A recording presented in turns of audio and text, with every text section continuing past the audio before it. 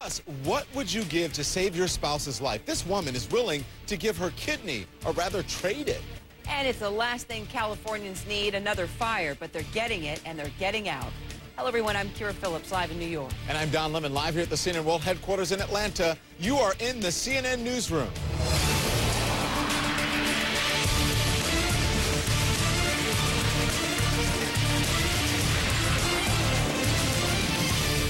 John McCain and Barack Obama go toe-to-toe over the top issue in the race for the White House, the economy, front and center again today for both men. Obama spoke at a town hall in Georgia, and McCain addressed a Latino group in Washington. At his town hall this morning, just outside Atlanta, Georgia, Obama talked about pocketbook issues, including the credit crunch. Among other things, he vowed to reform bankruptcy laws to help financially strapped military families and homeowners. He also talked about the Iraq War, and he had some tough words as he compared his plans for Iraq to those of John McCain. When I hear John McCain saying we can't surrender, we can't wave the white flag, nobody's talking about surrender. We're talking about common sense. We cannot be there forever. We can't be there for 50 years. We can't afford it. Our military families can't bear that burden. We've got to get more troops into Afghanistan. I am going to bring this war to an end, so don't be confused. I will bring the Iraq war to a close when I'm president of the United States of America. Now, in the next hour at 4:30 Eastern, Obama is scheduled to speak to the League of United Latin American Citizens in Washington. We're going to have live coverage in the Situation Room as soon as that gets underway. And John McCain addressed the League of United Latin American Citizens today at its convention in Washington, the same group that Obama will speak to next hour. In his speech, seen live here on CNN, the Republican candidate talked about creating jobs by using an American resource, coal. Clean coal technology will create jobs in some of America's most economically disadvantaged areas. Our coal reserves are larger than Saudi Arabia's supply of oil. Clean coal demonstration projects alone will employ over 30,000 Americans. My proposal to Well, John McCain and Barack Obama each have budget plans, and they're getting a lot of attention lately. Ahead in the newsroom, we're going to see how those plans compare and how much they're going to cost you. The Obamas go to Hollywood. An interview with the Democratic presidential candidate and his wife and daughters will air on Access Hollywood tonight. Access Hollywood. Now, here's some of what daughter Malia had to say. I read the People magazines and everything, and they always have those sections with, you know, how much people dresses cost. And so I saw that magazine and it's like, oh, Bobby, you're in this, because I've never seen Mommy in that. Is it cool? Is pretty cool, because I usually see people like Angelina Jolie. It's real important people. You know, real important. No offense. All right, so you heard it. Is this interview a good idea? Is it the right venue? With me now by phone, Chicago Sun-Times columnist Miss Stella Foster. Stella, thank you for joining us today. How are you? Fine. Good afternoon. It's good Glad to be talking to you. And so listen, is this a good idea, this sort of venue? I know that you're a columnist. Some people call you a gossip columnist. Do you think this venue is a good idea? Hollywood, why not, you know, a more serious network? Well, he's doing it all. When you think about it, Don, I mean, everybody pays attention to gossip and entertainment news shows, so why not go where the people are? Just like Lil Maya just said that she was reading People magazine, her mommy was in there, and you know that was impressive to her. You have to go where the people are, and let's face it, people love those type of shows. News magazine shows are just very popular. Well, you know, we talked about this for a little bit, Stella, and you said considering, you know, the problems that we're having with the family structure, especially, you know, we've heard about the statistics, African-American families as well. What does this say about that? Well, you know what I love about it is that here you have such a great family image. You got the father in the home. You got the mom in the home. They're both educated. You have two beautiful children who are getting, you know, their formative years are just being molded into great citizens, as far as I'm concerned, at a young age. And I think you have to start teaching your kids family values and morals when they are young. Because once they get to be teens, you know, then you have a problem. Right. And I think in the black community especially, we need to see this type of image of a family that's really pulling together and raising great children. Because, let's face it, most of the black households are headed up by strong black women. And I think our young black men need to see a Barack Obama. And it doesn't matter which venue, whether it's a newspaper in one of your columns or whether it's a Sirius Network or entertainment news. It can be, you know, print, electronic media, internet, Access Hollywood, ET, whatever. All right, Stella. Show, CNN. Come on. All right, Stella. Hey, we need this. We need this image out here. Plus, I think he'll be a great president because he's a brilliant, warm, and kind young man. Stella Foster, thank you very much for that. Miss you in Chicago. We appreciate you joining us today in the CNN Newsroom. Thanks for calling me. More on Access Hollywood tonight, and also at 8 o'clock, Campbell Brown will uncover this issue right in the Election Center, 8 p.m. Eastern, only here on CNN. Kira? Well, firefighters gained ground on some of California's biggest fires, only to see others flare up again. Hundreds of people in Butte County are being told to get out after the wind shifted. About 1,000 people live in the evacuated areas just north of Sacramento. And all roads have been closed to incoming traffic, and you can see why. The fire's everywhere. A news crew with our affiliate KOVR actually drove right into it with Mike Moeller of the State Forestry Division at the wheel. Take a listen. If it's not safe, we can't put engines down here. And that's what we're experiencing right now with the high winds and the fire behavior. So. And I mean, I'm just looking at this like, there's no way. Yeah. I don't even want to be here right now. Yeah, we're actually going to turn around. Yeah. Right now, crews are in neighborhoods closest to the fire, clearing away wood, propane tanks, anything that might ignite. And 3 weeks in, as you can imagine, firefighting resources are stretched thin. More than 20,000 people are fighting these fires, including National Guard troops and crews from other states. More than 1,400 fire engines are on the front lines, and 97 helicopters are in the skies. Nearly 70 homes have been destroyed, and more than 960 square miles burned. That's about the size of Rhode Island. Kira said it, firefighting crews are being stretched thin. Any relief in sight for the crews and the people out there? I turn now to our, can we call you senior meteorologist, Chad Myers? I'm the oldest one. But are you a senior yet? That's the thing. I don't have my AARP card, but I'm working on it. You know, Don, I kind of want to get a couple of things here because these are some things you can go on the CAL FIRE website and get some very interesting tidbits. Look at where we are in 2008 right now. 630,000 acres, more than that, burned. That's the biggest number we've had for a very long time. That's the biggest number since 1936. Now, you have to realize in 1936, there probably weren't a lot of helicopters out there. You have to think, huh? Not probably that many crews out there as well. And the numbers, really, even the ground crews, the personnel out there, this is nothing like they had back then. And these are some numbers that are still coming up, and obviously so many places still burning at this point. So rain showers across the southeast, rain showers across the eastern part of the country, and also still Bertha out there doing its thing, but really just making waves, not getting close to any land. If you go on that CAL FIRE website, Don, a couple things I bet you've never thought of. If you leave your house, because they say get out, you should tear down your curtains. You should move your upholstered furniture away from the glass or the sliding glass windows because the heat from outside can actually catch your house on fire from the inside. There's a lot of good stuff on that website. Good advice. Chad Myers, we appreciate it. Chad, we're going to go now to someone on the ground, but I want to tell you this. Preparing for the storm, if not Bertha, it could be Cristobal. Our John Zarella is ready to show us how to get ready. Okay, John Zarella is going to show us that in just a little bit. First, we want to go to Butte County in Northern California, where winds are spreading a fire near a number of communities there. Reporter Tom Duhane joins us now from affiliate KCRA. He's on the ground. He's on the fire line near Concow. Tell us about the firefighting efforts there. What I can tell you is we're at 2,000 feet in the Sierra foothills. We're about 85 miles north of Sacramento. And if you look behind me, you're going to see a canyon that is just filled with smoke. You can virtually see nothing. But back there are two communities being threatened by flames, which have broken containment. The so-called Camp Fire yesterday was about 9,000 or 10,000 acres. It's way bigger than that today. And so two communities overnight had to be evacuated. Officials used reverse 911 calls, and the deputies went door to door, banging on the doors and windows to wake people up to get out all night long.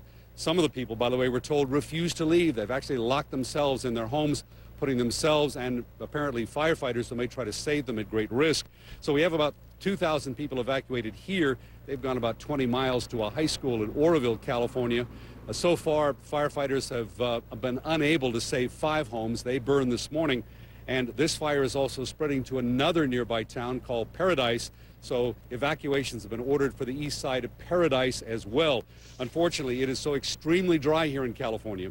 When you get an easterly downslope wind, which is somewhat unusual here in California, coming down off the Sierra, it's very dry. They tend to be rather strong, and they spread fire very, very quickly. So the situation here is very fluid.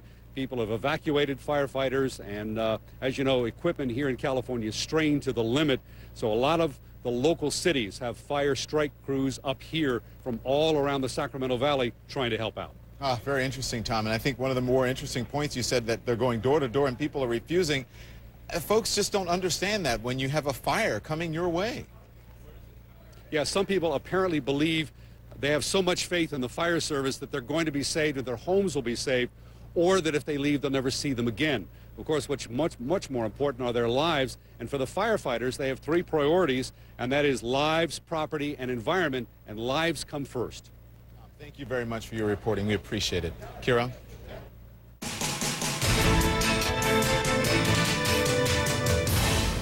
Now to issue number 1, the nation's economy and your money. Gas prices aren't down, but they aren't up either. AAA says that the national average for a gallon of regular is $4.11, same as yesterday, way different than a year ago. So you do believe that we were paying $2.96 last July?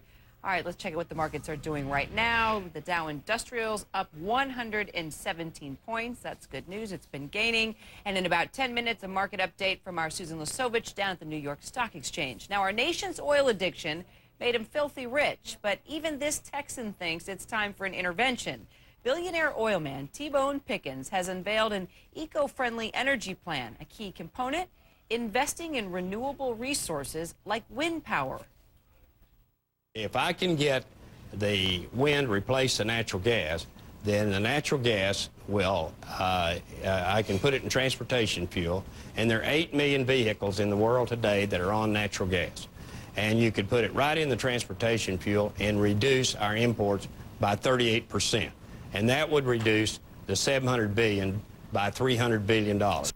And the gist of all those numbers he's throwing around, well, our dependence on foreign oil drops by 1/3. Pickens says that it could be a done deal within 10 years if the government steps up and signs on. Now, the Fed stepping up for future home buyers of America. Chairman Ben Bernanke just talked about some new rules that'll be coming down next week. They address shady lending practices that have burned lots of people with subprime mortgages. One example, the new rules would bar mortgage people from making loans without proof of the borrower's income. Once defeated, a lethal and smart enemy is back in force in Afghanistan. We'll look at what the Taliban are doing differently, both on the battlefield and in villages. You're watching CNN, the most trusted name in news. CNN Newsroom brought to you by Renewin, the only supplement for joint care and energy. Renewin improves joint comfort, joint mobility, and boost energy. Are you tired of hiding your feet? Use Flexitol Heel Balm for rough, dry, and cracked feet. Visible results in 3 days. Flexitol Heel Balm. It works. And for your other foot care needs, trust the Flexitol family of products. We've come to this island, and you'll never believe what we found. The Internet. Seems it can't hide here either. Simply insert the AT&T Laptop Connect card, and you're connected at mobile broadband speeds. Email business proposals. Access your customer database. All on the go. I'm Bill Curtis, and I've just found the Internet. The Internet can't hide anymore. Get the AT&T Laptop Connect card for free and work in more places worldwide than anyone else. Lower price, higher price. Which one would you prefer? With price assurance only from Orbitz, if another customer books the same flight at a lower price, we'll automatically send you the difference in cash. Simple arithmetic. Orbitz style. Well, a couple desperately needs your help. Dave needs a new kidney, and his wife is making an amazing offer to anyone who will help. We'll talk to both of them ahead in the newsroom.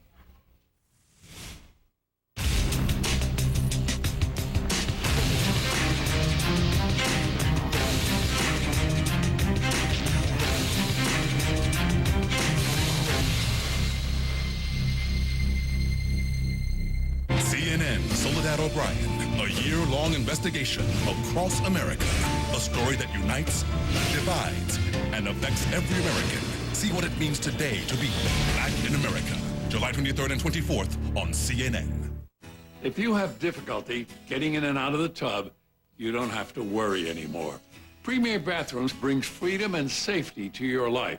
Yeah, we were afraid of someone falling in the tub and having an accident. There is no uncertainty about stepping in. It's very safe. Makes me feel that I don't have to worry about her. Premier Bathrooms custom bath enclosures are easy to step into. Feature sturdy hand grips and safety bars, secure locking mechanisms, and contoured seating. Well, it was marvelous. Very relaxed. Just wonderful. Rejuvenate yourself with Premier Bathrooms hydrotherapy jets. You don't have to fear slipping and falling anymore. Call Premier Bathrooms for yourself or call for someone you love. Call now and Premier Bathrooms will send you a free information kit. Call 1-888-296-6949.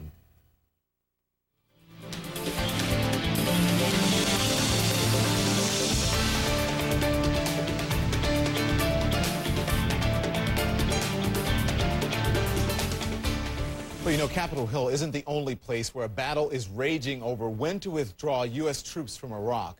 Iraq's national security advisor today issued his government's strongest comments yet on the controversial issue. He is insisting on a timetable before accepting any security deal with Washington. President Bush says he's opposed to a timetable, that any withdrawal must be based on conditions on the ground. Some type of deal is needed because a UN mandate keeping troops there expires at the end of the year. Turning to Afghanistan, the Taliban was routed by American troops 7 years ago, but now they're back using tactics borrowed from insurgents in Iraq and U.S. forces. Here's our senior international correspondent, Nick Robertson. Tell him go ahead and take us in so he can show us the damages, and we'll fill the slip out for him. Marine Lieutenant Brian Cage spends a lot of time talking to Afghans, a big change from when he first arrived 2 months ago. I'm fighting every day. I'm getting in firefights every day. In Afghanistan's southern Helmand province, Cage's experiences mirror those of coalition troops in other parts of the country. Move in, fight the Taliban, win local support. One of the big projects we're trying to work on here in the upcoming week is we're going to try and get the school back open. But in the battle for popularity, Cage is not alone. The Taliban also compete with their own I.O., Information Operations Campaign. The ones that weren't killed went to Pakistan. So there's been some reports of them kind of starting to trickle back in and trying to do their own kind of I.O. thing, asking about how people are and how their families are. For Cage and his commanders, the Taliban tactic of taking sanctuary in Pakistan's lawless border region and returning when fighting is over is a growing frustration. Another frustration, the Taliban's ability to hide in the local population. On this coalition video release, 2 Taliban suspects dress in female burqas, walk with women and children. So while troops battle for hearts and minds, Taliban fighters are still there. They're observing us. They are amongst the populace still. But they're not active right now. I believe they're just looking for weak spots, opportunities, lay IEDs, conduct possible ambushes in the area. Does he have a paper? Recently, those opportunities have been coming with lethal regularity. 46 coalition troops killed here in June, more than during any other month since the US-led invasion began in 2001. According to commanders, it's coalition, not Taliban tactics, that's causing the surge in deaths. We are doing operations in areas that we never used to be before. In other words, we're bringing the fight to the enemy. But taking the fight to the Taliban isn't just increasing coalition casualties. It's boosting Taliban recruiting because the coalition troops are outsiders, and for some, that makes them the enemy. There's no typical Taliban. I mean, we group them in many tiers. There's some which are ideology-based, some are just local tribal-based, and everybody who's a foreigner is an enemy. Which makes Lieutenant Cage's Hearts and Minds patrol so critical, changing perception. Foreigners need not be the enemy. As tough as it was for the Marines to drive the Taliban out of this area, experience of other troops in Afghanistan has shown that this may be the hardest battle to win, keeping the local support and keeping the Taliban out. Nick joins us now from our London studio. Nick, a senior Afghan government official said that today, well, actually told us today, that Monday's attack on the Indian embassy that you talked to us about bears all the hallmarks of Pakistani involvement. You and I were talking about the Taliban involvement. What's the story?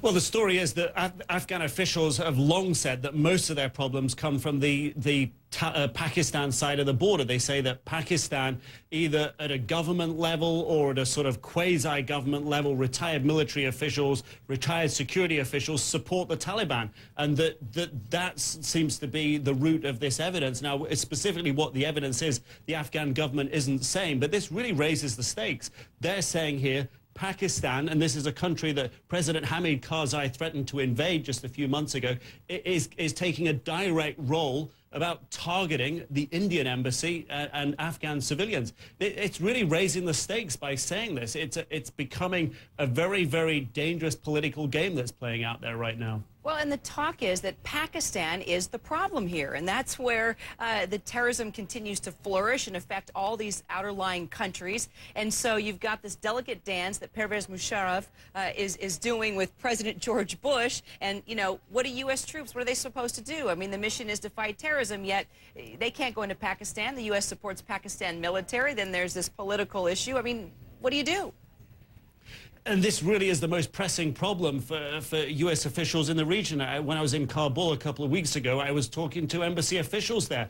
The status quo, i.e. not being able to go across the border and deal with the Taliban and these other groups inside Pakistan where they've really taken root and the Pakistani government can't deal with them, that status quo, they say, just isn't going to hold, but they don't know who to deal with. Do they deal with the Pakistani government? Well, it's getting too weak. Do they deal with the military? Well, the military is Pakistan's military waiting for its government to step up to the plate here. What games are playing out behind the scenes in Pakistan?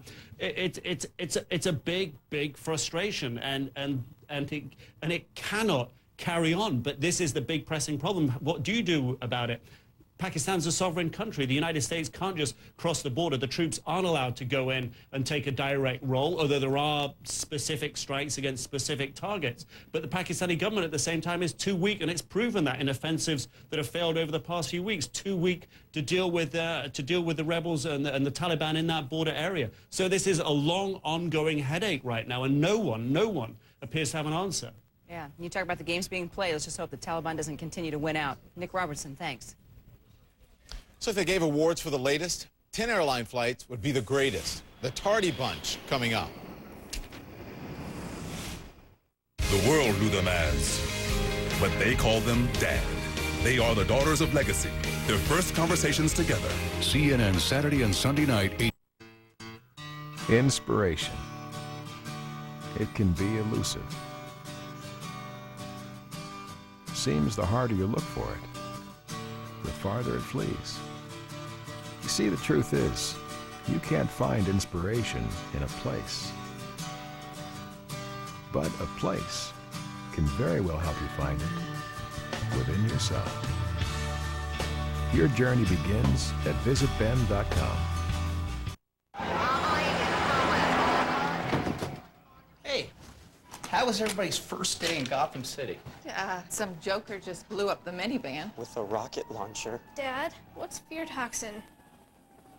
You know what I found out? We can get a great deal by adding phone and internet to our cable. So, maybe this is paradise. Call now for the Comcast Triple Play upgrade for Gotham City and beyond. The Dark Knight in theaters July 18th, rated PG-13. CNN, the most trusted name in news. For years, low-dose aspirin has been a cornerstone of heart attack prevention. Now there is something even more advanced. Ask your doctor about new Bayer with Heart Advantage, the only low-dose aspirin product that not only lowers the risk of heart attack, but also has phytosterols, proven to lower cholesterol. Aspirin is not appropriate for everyone, so be sure to talk to your doctor before you begin or modify an aspirin regimen. New Bayer with Heart Advantage. More protection for your heart. It's like a totally different world. All the background noise starts to dissipate.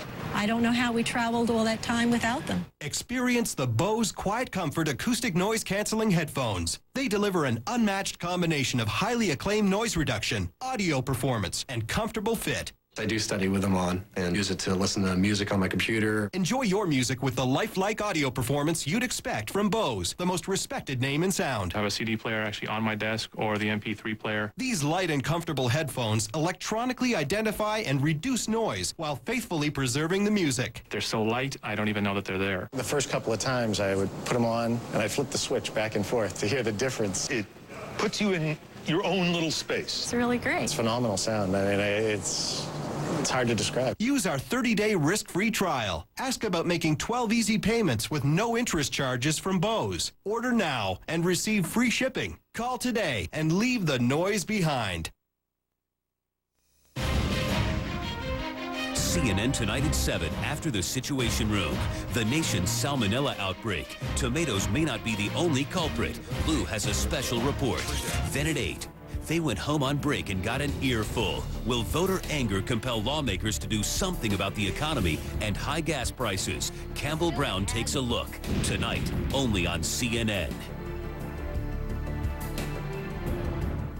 All right, well, Southwest Airlines has topped another industry list, this time without even trying. Despite their rep for good service, Southwest 2709 from Houston to San Diego is the most chronically delayed flight in the country. It was late 100% of the time in May, the most recent data available. Next worst, Northwest 851 from Detroit to Anchorage, Alaska. Third, a much shorter haul route, SkyWest 2718 between Muskegon and Flint, Michigan. Then it's American Flight 1555 from New York's congested JFK down to Miami. American actually had the most chronically late flights overall. They took the 5th, the 7th, and 8th spots as well. 9th, it's Frontier Flight 677, Orlando to Denver. And number 10, ExpressJet 1290, flying the crowded Northeast Corridor. Kira? Well, oil prices are tumbling for the second straight day, but don't expect to translate that into lower prices at the pump. Unfortunately, Susan Lesovich at the New York Stock Exchange with all the details of the government's latest energy outlook. It's tough, Susan. I am a happy person. I just happen to give a lot of bad news, Kira. The Energy Department's short-term outlook says oil prices are likely to average $127 a barrel this year and $133 a barrel next. That's a far cry from the $72 average we saw just last year. And if oil remains elevated, so too will gas. The government expects gas prices to stay above $4 a gallon this year and next. Meanwhile, electricity prices are expected to jump 5% this year and nearly 10% next year. The government says that most utilities will need to pass that increase on to customers. Meanwhile, our wages, well, they're kind of stagnant, aren't they, Kira? Yes, they are. But we've been talking all day about the sharp drop in oil prices. So why are electricity and gas prices still going to increase? Well, oil prices fell more than $5 today and $9 over the past 2 sessions, but analysts say this decline is temporary. The government says demand for gas in China, the Middle East, and Latin America is expected to remain high, and we are expecting another decline in crude inventories in the weekly report that comes out tomorrow morning. Well, stocks have finally gained some traction in the final hour of trading. At least the bulls are putting some numbers on the big board. The Dow Industrials right now been all over the map today, but finally triple-digit gains, up 128 points. The Nasdaq, meanwhile, is up 37 points, both up more than 1%. Will the rally hold? I'll be back for the closing bell, Kira. Back to you. Sounds good. Thanks, Susan. Well, let's talk now about a deadly and horrific bus crash. Could all this have been prevented? Investigators now say yes. We'll hear from the grieving families in their own words. Oh my gosh! Ah! This is you! That's me, yeah. Would you sign my all-brand 10-day challenge shirt? Yeah, sure. You are my fiber hero! Hey, you're that fiber guy. Why do y'all call it the all-brand 10-day challenge? Really the word challenge makes it sound hard, but I thought it was so easy. That's exactly what I'd call it. The all-brand 10-day easy. The all-brand 10-day challenge. Do it, feel it, Spoiled produce? Not again. Stop throwing away your money. Introducing Debbie Meyer's Green Bags, the remarkable new way to save your produce and your money. Hi, I'm Debbie Meyer, and I no longer lose hundreds of dollars in wasted rotted fruits and vegetables. Now you can share my secret with Debbie Meyer's Everfresh Green Bags. Just look at the difference between 18 days in traditional storage and 18 days in my green bag storage. Do you want this or this?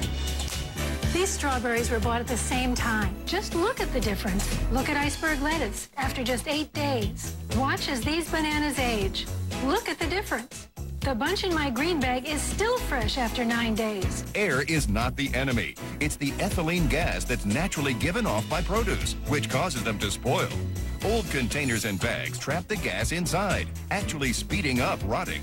But green bags are made with a natural mineral that absorbs and removes the harmful ethylene gas. So now your produce stays fresh up to 30 days.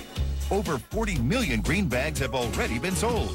And now you can get 10 of Debbie Meyer's green bags for just $9.95. Whether they're on your countertop or in your fridge, my green bags are the ultimate produce saver. And that saves you money.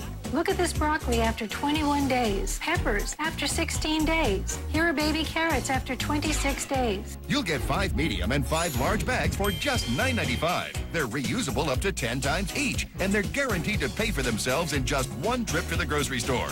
But wait, call now and we'll double the offer. That's right, now you'll get 10 medium and 10 large bags. That's 20 bags for only $9.95. Here's how to order.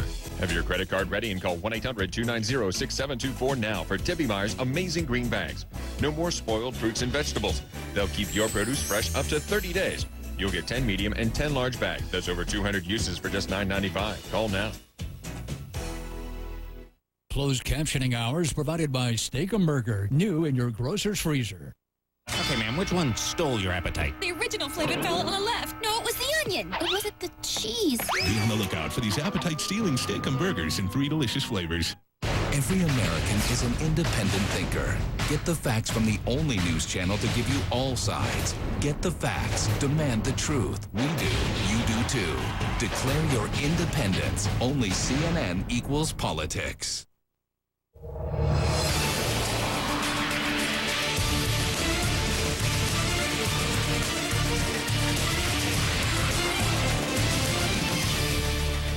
Confusing highway signs, driver error, poor passenger safety features, all factors in last year's bus crash in Atlanta. 5 college baseball players from Ohio, the driver and his wife, all died in that crash. Federal investigators are out with new findings now, and grieving families are shedding new tears.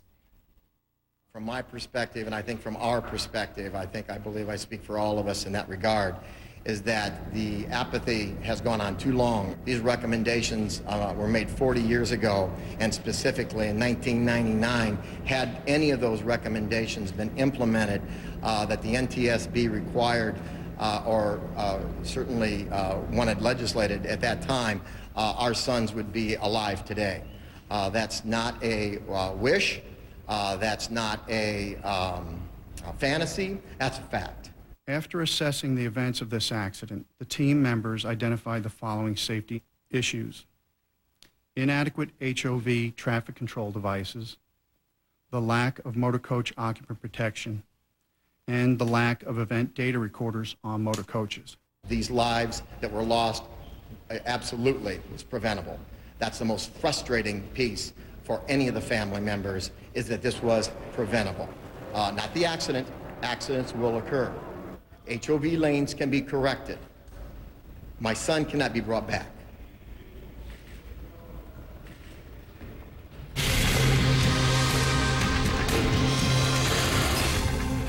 Let's talk now about Hurricane Bertha. Is a bit less menacing than it was just a few hours ago. It has weakened to a Category 2 storm and is veering away from the East Coast, but that shouldn't stop residents from getting ready for the storm to come. And for some people, that means having extra power. Here's CNN's John Zarella. Generators range from a few $100s to many thousands. They come in sizes to meet whatever your need, from a few thousand watts to run fans, lights, TVs, and refrigerators, up to the big boys. You do bump up to the 11,000s and 15,000s when you really want to run your entire house. Joe Dargavage is with Honda Powerhouse. So many people bought generators last year in a rush and didn't necessarily get a full description on safety and how to run them. Right out of the box, here are 2 key safety items. Use heavy-duty extension cords, 10 or 12 gauge. Keep your generators outdoors, away from windows. This generator right here puts out 10 times more carbon monoxide than one vehicle.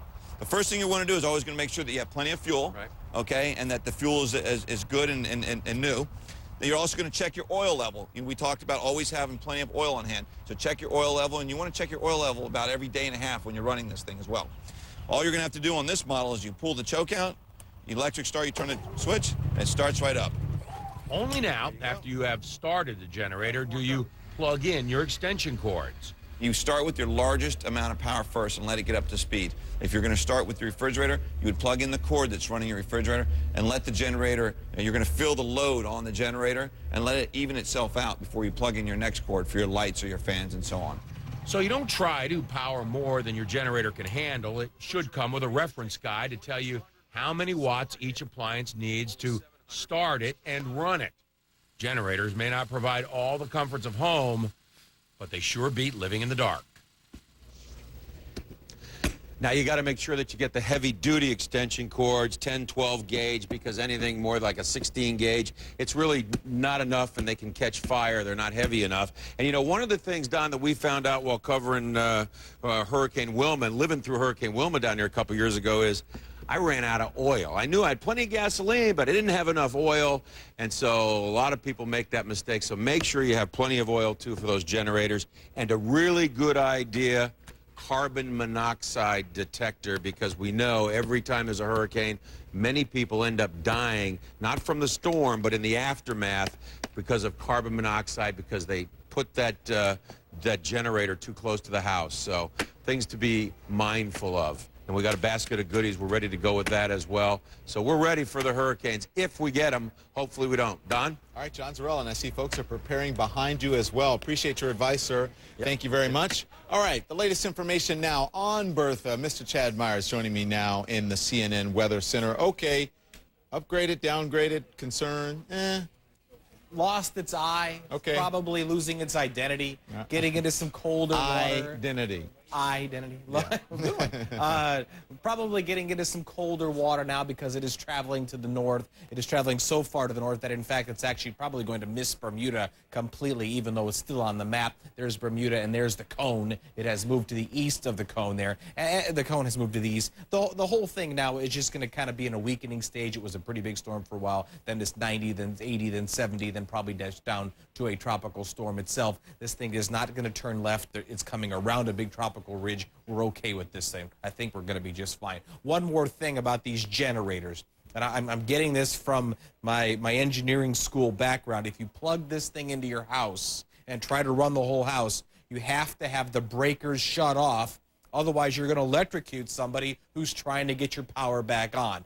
Big time. You want to just plug whatever you want into the generator itself. Don't try to run your whole house if you don't know what you're doing, because you're going to be feeding power back into the system, and somebody's going to be out there trying to put your lines back together with that power in. How do you know all this stuff? I don't know. You're like the answer man. It's just in there. It just, I'm Cliff Clavin. It won't come out. All right. I like calling you Chad Myers. So. All right, Chad. Appreciate it. Thank you very much. Yep. Kira? Well, it's illegal to sell your organs in the United States and Canada, but what about a trade? Ahead in the newsroom, a woman offers a trade in hopes of saving her husband's life. We're going to talk to them both straight ahead in the CNN Newsroom. Nearly 400,000 in Texas. More than 250,000 in California. From the Aloha State of Hawaii to the free state of Maryland. Hi, I'm Montel Williams. The PPA buses, sponsored by America's pharmaceutical research companies, have been to all 50 states, helping nearly 5 million people who are uninsured and struggling. Call 1-888-4PPA now. Tell a trained specialist the names of your medicines. You can get them for free or nearly free. Because America's pharmaceutical research companies want to help. CNN Sunday. Best-selling author Fareed Zakaria. A new kind of Sunday talk. Fareed Zakaria GPS. CNN Sunday afternoon, 1 Eastern. Sponsored by BP. From the network that brought you the award-winning God's Warriors, Planet in Peril. Now Now, an unprecedented CNN investigation. Black in America. July 23rd and 24th on CNN. We've come to this island, and you'll never believe what we found. The internet. Seems it can't hide here either. Simply insert the AT&T Laptop Connect card and you're connected at mobile broadband speeds. Email business proposals, access your customer database, all on the go. I'm Bill Curtis, and I've just found the internet. The internet can't hide anymore. Get the AT&T Laptop Connect card for free and work in more places worldwide than anyone else. Let me tell you about a very important phone call I made. When I got my Medicare card, I realized I needed an AARP Medicare Supplement insurance card too. One simple call gave me the chance to talk with a personal health insurance advisor Who answered all my questions about Medicare supplement plans. If you're already on or eligible for Medicare, call now to find out how an AARP Medicare Supplement Insurance Plan, insured by United Healthcare Insurance Company, helps you pay some of the 20% of your medical expenses not covered by Medicare Part B. That can save you thousands of dollars. These are the only Medicare supplement insurance plans exclusively endorsed by AARP, a name you trust. When you call now, we'll send you this free information kit, plus this free guide to understanding Medicare. I can keep my own doctor and choose my own hospital. and I don't need a referral to see a specialist. Call 1-800-673-4168 now. A personal health insurance advisor is waiting.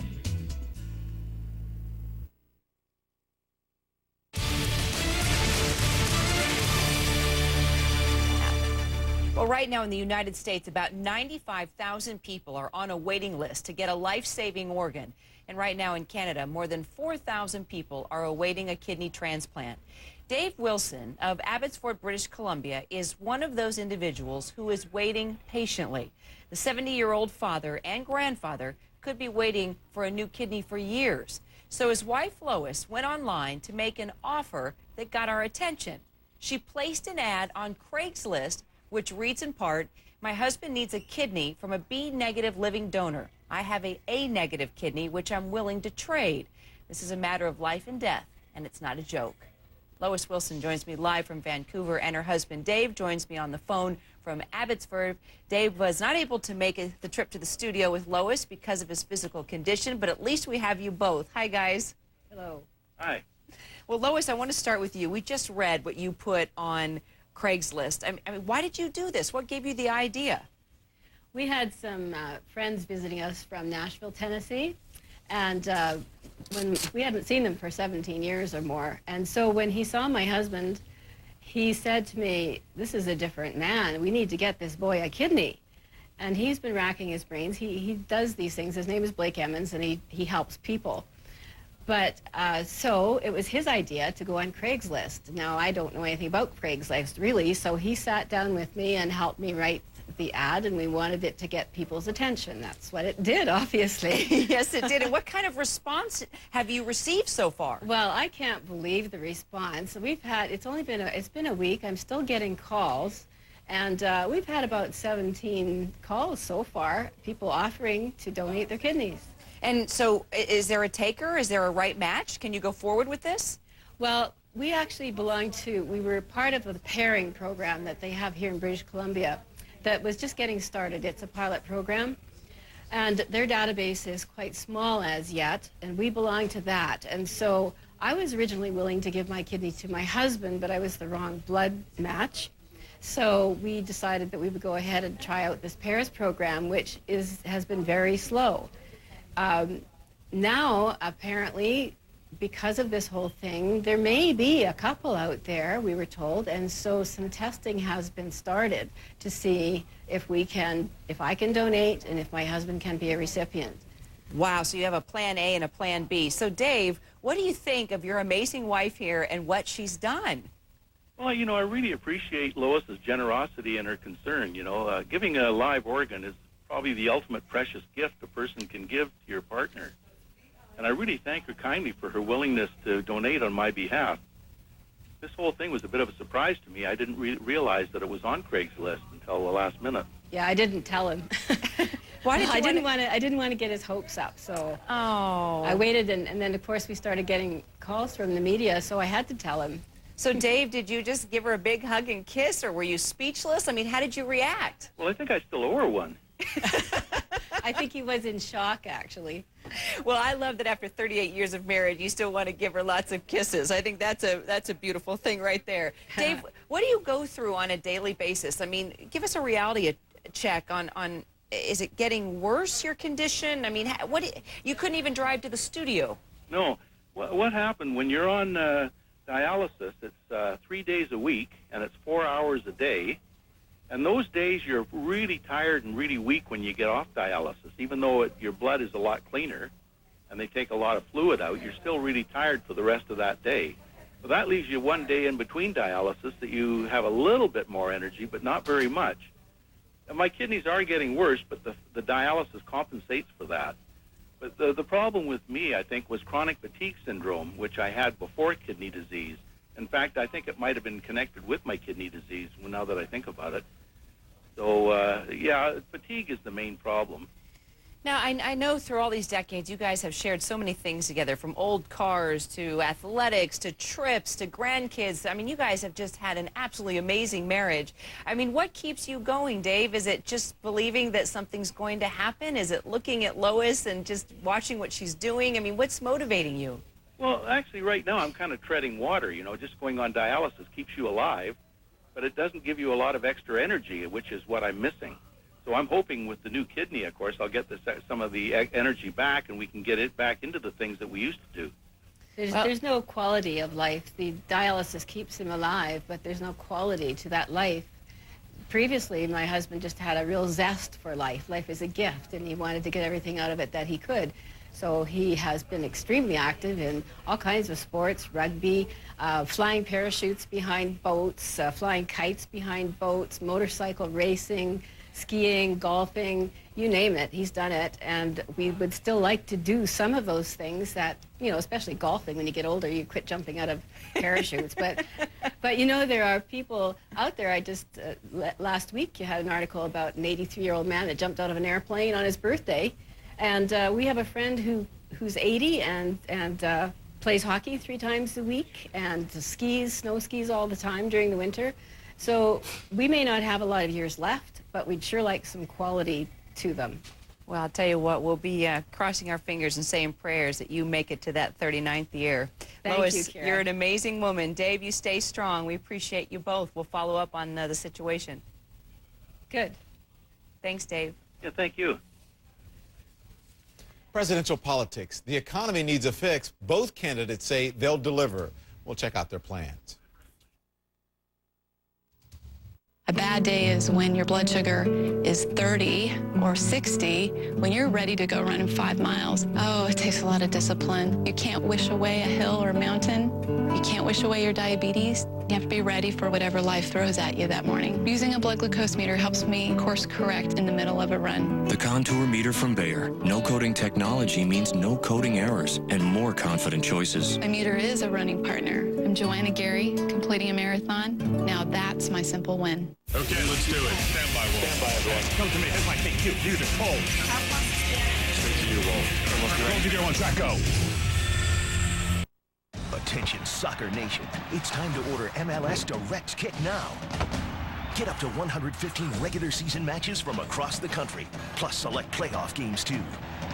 The MLS Direct Kick season package is just $79. Get all 14 teams. See stars like Beckham, Blanco, Chin, Altidore, and all your favorite MLS players. Call your cable provider today to sign up for the MLS Direct Kick package for a full season of great soccer. I may be in my pajamas right now, but I'm not going to bed. I'm going to college online to get a degree. Education Connection will connect you to the right online college for free.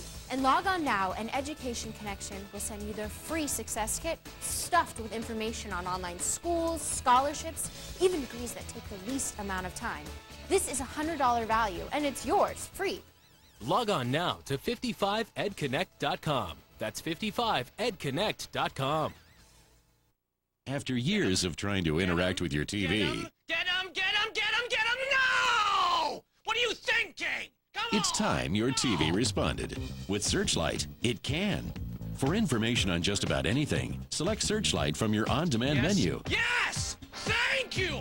Searchlight. Demand more from your TV. For an inside look at the newest GM makes and models, press 889 on your Comcast remote to access the GM showroom. Swinging back into action by popular demand, Dora's cousin Diego is headed for new cities across the U.S. Diego, go! You can see Nick Jr.'s very own action hero, Diego, and all his friends live on stage. I thought I was at a Broadway show. Join Diego and Dora as they race to rescue baby jaguars growl from the Bobos.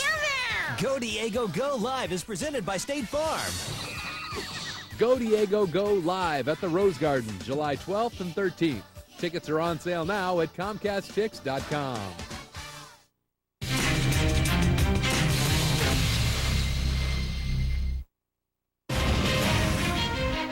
CNN Tonight at 7 after the Situation Room. The nation's salmonella outbreak. Tomatoes may not be the only culprit. Lou has a special report. Then at 8, they went home on break and got an earful. Will voter anger compel lawmakers to do something about the economy and high gas prices? Campbell Brown takes a look. Tonight, only on CNN.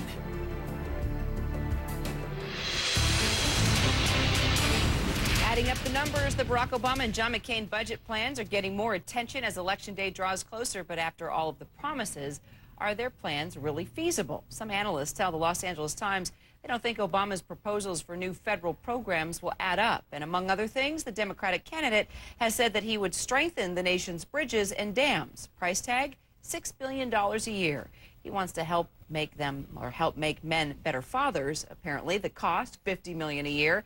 And Obama wants to help Iraqis displaced by war. The cost, $2 billion in one-time spending. His health care plan would cost $65 billion a year, and he would add $18 billion a year to education spending. Well, here's what John McCain says. He says his plan is to balance a budget by the end of his first term. But how realistic is that? Our senior correspondent Alan Chernoff looked into it. John McCain claims he can balance the federal budget. American workers and families pay their bills and balance their budgets, and I'll demand the same thing of our government, which you're not getting now. Is there any way it can be done?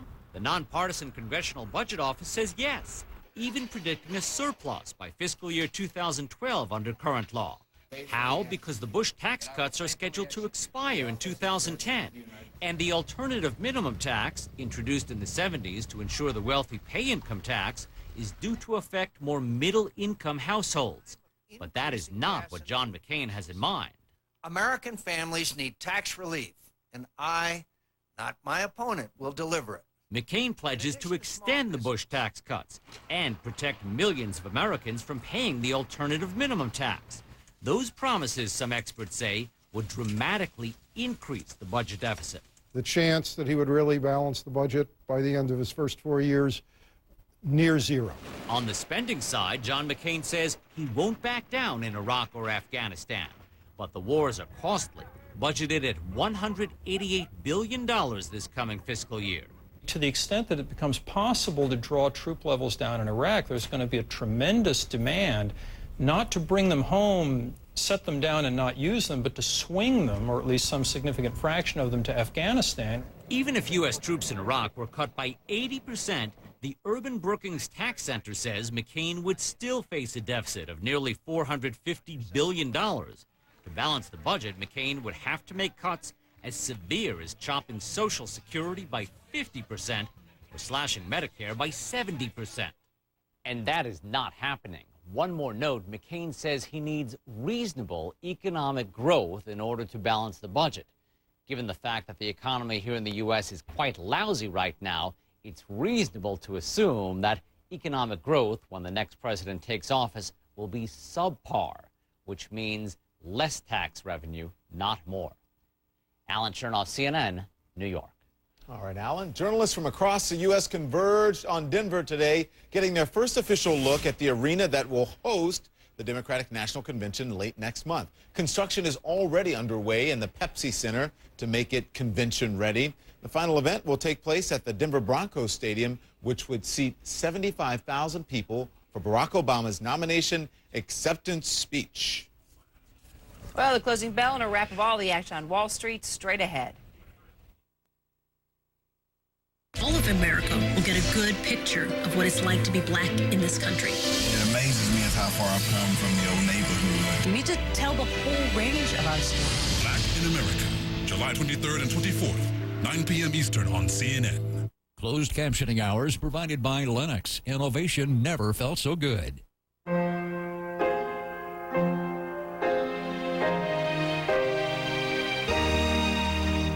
Lennox. Innovation never felt so good. We've come to this island, and you'll never believe what we found. The internet. Seems it can't hide here either. Simply insert the AT&T laptop connect card and you're connected at mobile broadband speeds. Email business proposals, access your customer database, all on the go. I'm Bill Curtis, and I've just found the internet. The internet can't hide anymore. Get the AT&T Laptop Connect card for free and work in more places worldwide than anyone else. Did you know, back in 1970, we imported 24% of our oil, and by 1990, it was 42%. Today, it's almost 70% and climbing every minute. Over $700 billion are leaving this country to foreign nations every year. That's 4 times the cost of the Iraqi war, and it's killing our economy. It'll be the largest transfer of wealth in the history of mankind. We don't need any more talk. We need action, and we need a plan. And it's got to be the top priority of the next president and the next Congress. I'm T. Boone Pickens. I've been an oil man my whole life, but this is one emergency we can't drill our way out of. And I have a plan. In the coming weeks, I'm going to share the details of that plan to use American technology and alternative energy to slash our dependency and break foreign oil's stranglehold on us. It's our crisis, and we can solve it. If you have diabetes, then you know what this is. It's your lifeline. Luckily for us, these new meters are more accurate, they're easier to use, and the best news is you don't have to prick your fingers anymore. Access Diabetic Supply will send you one of these new meters, no charge. And if you have Medicare or private insurance, your testing supplies may also be covered. Call Access now to see if you qualify. They bill Medicare or your insurance company directly. There are no upfront costs, and they deliver your supplies right to your door for free. Call now and find out why thousands of people choose Access. For more information, call 1-800-901-8063. Operators are standing by. Access is America's choice for diabetic supplies. Call Access today. You'll be glad you did.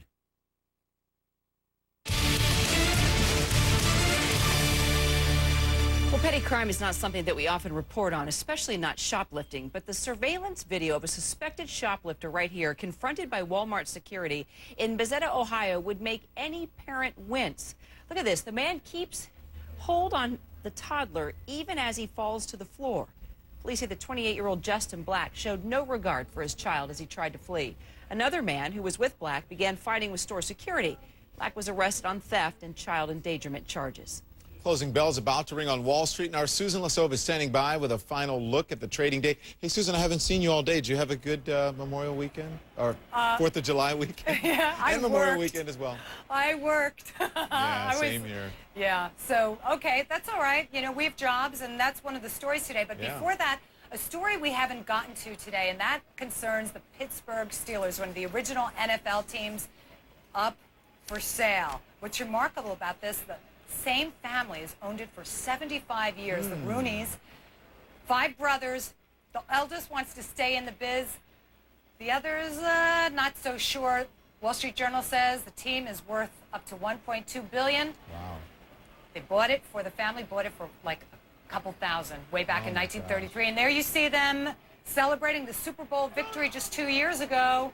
They have 5 Super Bowl championships I wonder though, with a couple of thousand, what that's worth in today's money, because it could be. That's you know true. what I mean? Adjusted for inflation, it would be more than a couple thousand. I'll tell you one thing, we're seeing a lot of inflation with energy prices, Don, and you know what? Oil prices went down for a second straight day, down $9 in the last 2 days. This despite the fact that we had all sorts of layoffs coming from all different sectors. Siemens, an industrial company. We had airlines, of course, and also from the mortgage business, but a nice rally put together late in the session, and we're going to close with triple-digit gains. The Dow Industrials are going to be up probably about 1.5%. NASDAQ even better, up 2%. A nice finish to another volatile day. See you guys tomorrow. Have a good one, Susan. Thanks, Thank you. Susan. We'll take it now, the Situation Room, and Suzanne Malvode in for Wolf. Thanks. Happening now, an urgent appeal to Latino voters. Barack Obama and John McCain make dueling pitches on immigration, the economy, and other core issues. We are standing by to hear Obama's remarks live. Also this hour, Obama hits McCain over energy. Republicans call it the first attack ad of the fall campaign. But who actually fired first? I'll ask Republican Mitt Romney about tough tactics and pocketbook issues. And the Obama's young daughters, well, they're going Hollywood. Why the usually sheltered children were featured on a show known for dishing dirt on celebrities. Wolf Blitzer's off today. I'm Suzanne Malveaux, and you're in the Situation Room.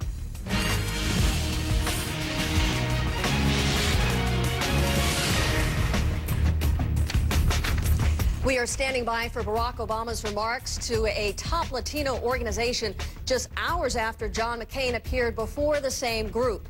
Now, both candidates are zeroing in on issues that hit Hispanic voters close to home, including the economy. Obama is expected to press a theme that he's been making over and over in the campaign trail, that McCain would be another George Bush. Listen to what the Democrats said in Georgia earlier today. A McCain administration would mean a fiscal Groundhog Day in Washington. You remember that movie Groundhog Day?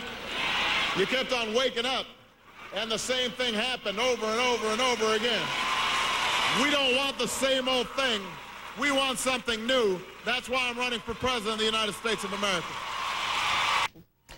McCain also took a familiar line of attack against Obama when he appeared before the League of United Latin American Citizens today. He said that Obama would raise their taxes while he would give them a break. If you believe you should pay more taxes, I'm the wrong candidate for you.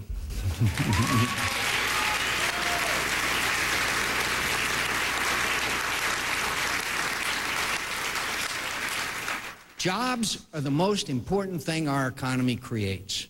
When you raise taxes in a bad economy, you eliminate jobs.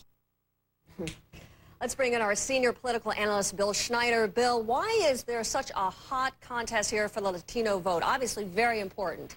It is. Well, both McCain and Obama have problems with Latino voters, and so both sense an opportunity.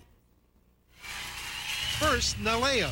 Now LULAC, next La Raza. Those are three prominent Latino political organizations.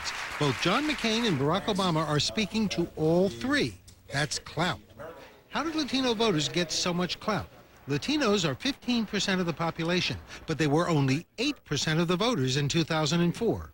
Nearly half the nation's Latinos live in California or Texas, but neither is a battleground state. 4 battleground states do have large Latino communities: Florida, Colorado, New Mexico, and Nevada. But in exit polls going back to 1972, Latino voters have never voted Republican for president. Republican candidates have averaged only about 1/3 of the Latino vote. So why are Latino voters so hotly contested this time? Because both candidates have problems with Latinos. In the Democratic primaries, Hillary Clinton beat Obama nearly 2-1. In the general election right now, Obama is beating McCain by 2-1. So both candidates sense an opportunity with Latino voters. Both candidates support comprehensive immigration reform, including a path to citizenship for illegal immigrants in the United States. But when that issue drew an outraged response from many voters, McCain decided to emphasize border security first. When he was running for his party's nomination, Obama charges, he abandoned his courageous stance and said that he wouldn't even support his own legislation.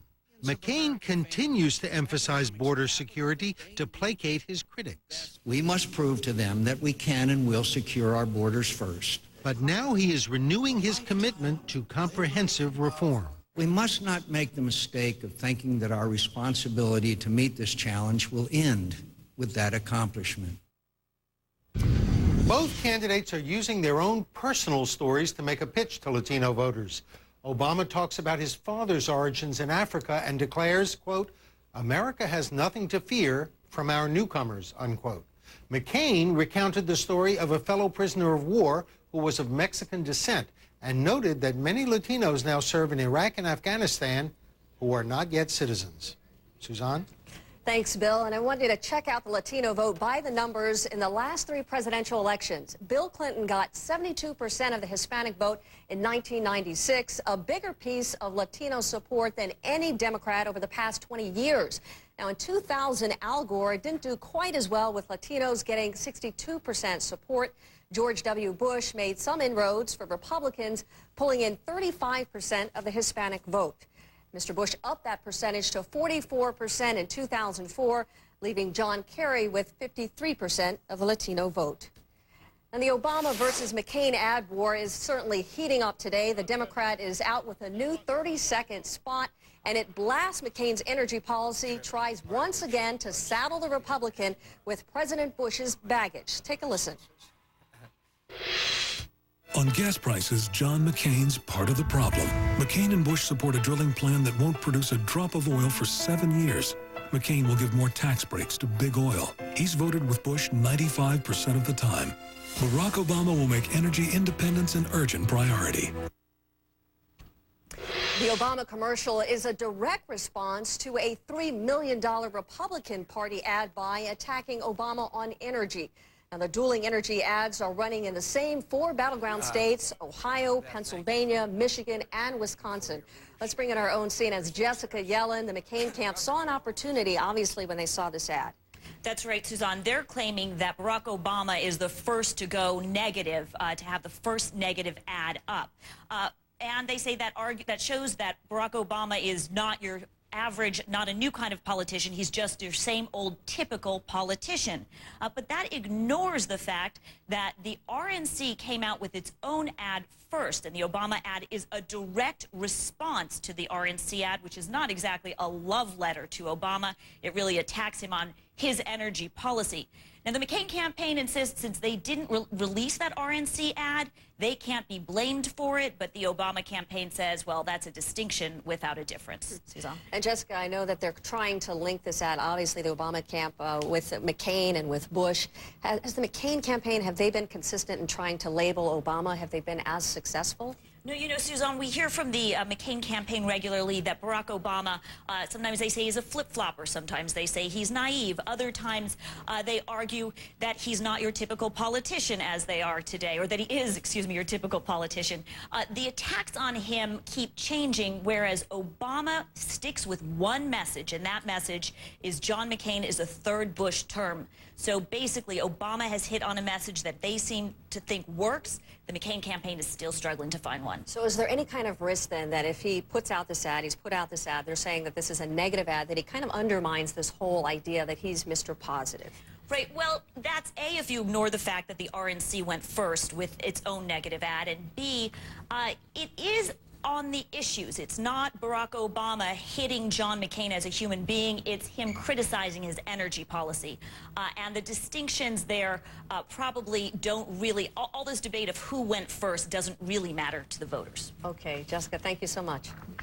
Jack Cafferty is off today, happening now in the Situation Room. We're standing by for Barack Obama's remarks to a top Latino group. And we're getting up close and personal with Obama's daughters. We'll have a clip from a surprising interview with one of the girls on a show that's, well, it's usually fixated on Hollywood. Plus, the leading industrial nations reach an agreement on global warming. But there is a catch, and it's a big one. And next, Obama versus McCain on taxes. Possible McCain running mate Mitt Romney joins us and pounces on the Democrat. Barack Obama is a charming, well-spoken person, but he's never actually run anything. He's never had the experience of leadership. So let's take the proven. Decisions. Which Beneful prepared meal tonight? Roasted chicken recipe? Okay, savory rice and lamb stew. You're right. Tonight is a beef stew kind of night. You've made another fine choice. Look at those beefy chunks all packed with protein, the real vitamin-rich vegetables, the wholesome grains. And you think you're getting spoiled, but it's so good for you, too. Beneful prepared meals. Another healthful, flavorful Beneful. this is interesting. Hey, Bob. Hey, Greg. I think we have a little competition. What do you say we move forward with that new data center like we did with the LA office? Sure, Greg. We can customize your Blade servers with the same software and security we discussed yesterday. Right, so I just plug in and I'm good to go. Yeah, pretty much. You know what I call that? Sweet. Turning new technology into your technology. CDW is there with the customized solutions you need. Oh, look at this. Bring it on. The world knew them as Martin Luther King Jr., Malcolm X, Johnny Cochran, Muhammad Ali, Sidney Poitier. But they call them Dad. They are the daughters of legacy. Their first conversations together. CNN Saturday and Sunday night, 8 Eastern. CNN Soledad O'Brien. A year-long investigation across America. A story that unites, divides, and affects every American. See what it means today to be Black in America. July 23rd and 24th on CNN. Red, dry, irritated eyes need advanced relief from Visine. Gets the red out fast, while its 3 moisturizers soothe, cool, and refresh irritated eyes. Visine Advanced Relief gets the red out and moisturizes. Introducing Activon Maximum Strength Anti-Itch. Maximum Strength Itch medication in a convenient applicator. No messy creams, no itching, no scratching. Powerful itch relief without a prescription. Itchy skin, no more. Remember, Activon Maximum Strength Anti-Itch. Lower price, higher price. Which one would you prefer? With price assurance only from Orbitz, if another customer books the same flight at a lower price, we'll automatically send you the difference in cash. Simple arithmetic. Orbitz style. If you're unsure where to turn for a home loan these days, turn to eLoan. Our low fixed rates and lower monthly payments are just the answer you're looking for. Call us at 1-800-TRY-ELOAN or go to eLoan.com. eLoan. Radically simple. News sparring today between John McCain and Barack Obama over taxes. McCain charging Obama will make Americans pay more. Obama charging that McCain would give breaks to big oil and be another George Bush. McCain allies are rushing to his defense. Governor Mitt Romney, thank you so much for joining us here in the Situation Room today. Thank you, Suzanne. As you know, issue number 1 for the voters is the economy. You have these dueling economic packages from the candidates here. I want you to take a listen, Senator Barack Obama, what he said earlier today regarding John McCain. The only plan that he has is to not only continue the Bush tax cuts to wealthy corporations, he wants to increase them. His plan's essentially the Bush plan. Governor Romney, give us a sense, what makes John McCain's plan any different than President Bush? Well, what he wants to do is to make sure that he can help middle-income families at a time when this economy is really putting a pinch on them. So the first thing he's doing is making sure that we get ourselves long-term off our dependence on foreign oil and getting the cost of energy down. And he's doing it in a way Barack Obama can't touch.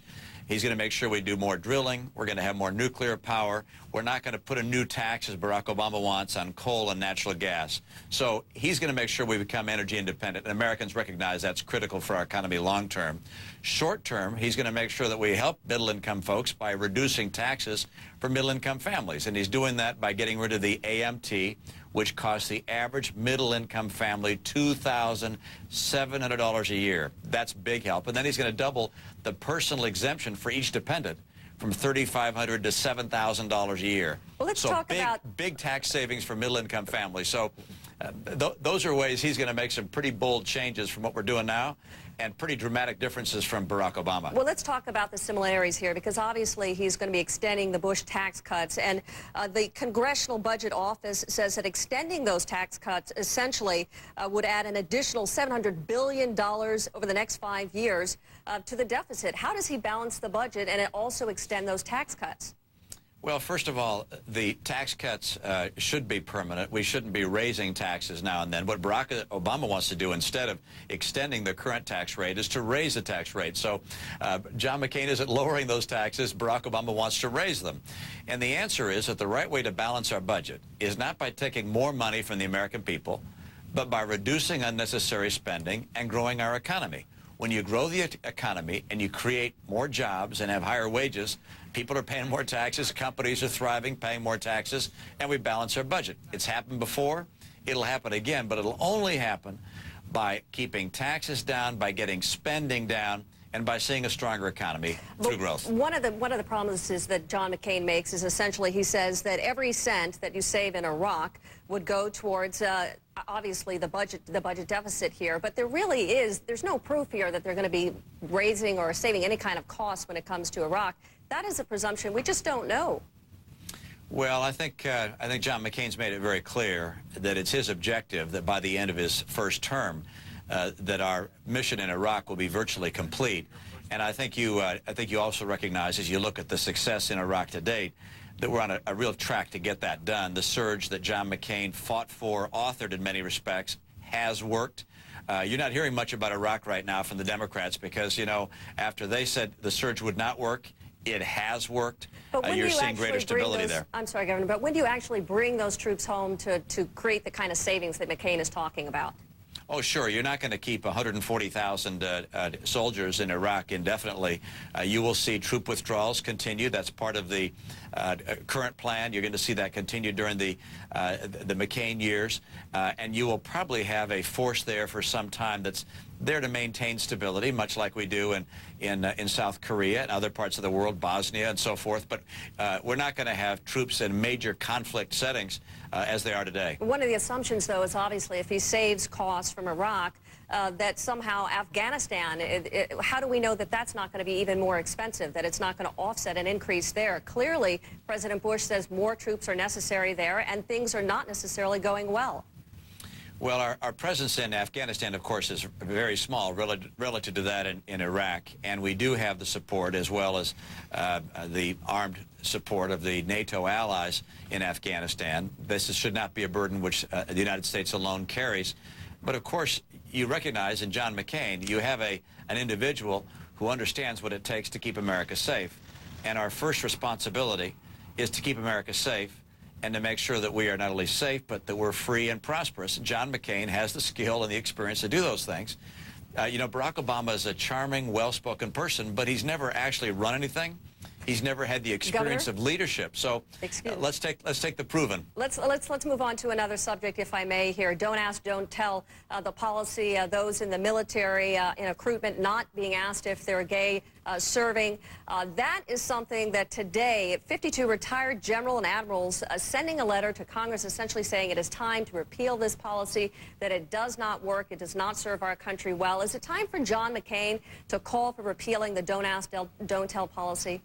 You know, I don't think so. I think particularly in a time of conflict as we're experiencing in Iraq and Afghanistan, this is not the time to be putting in place a major change in policy and trying to accommodate all of the adjustments that would require.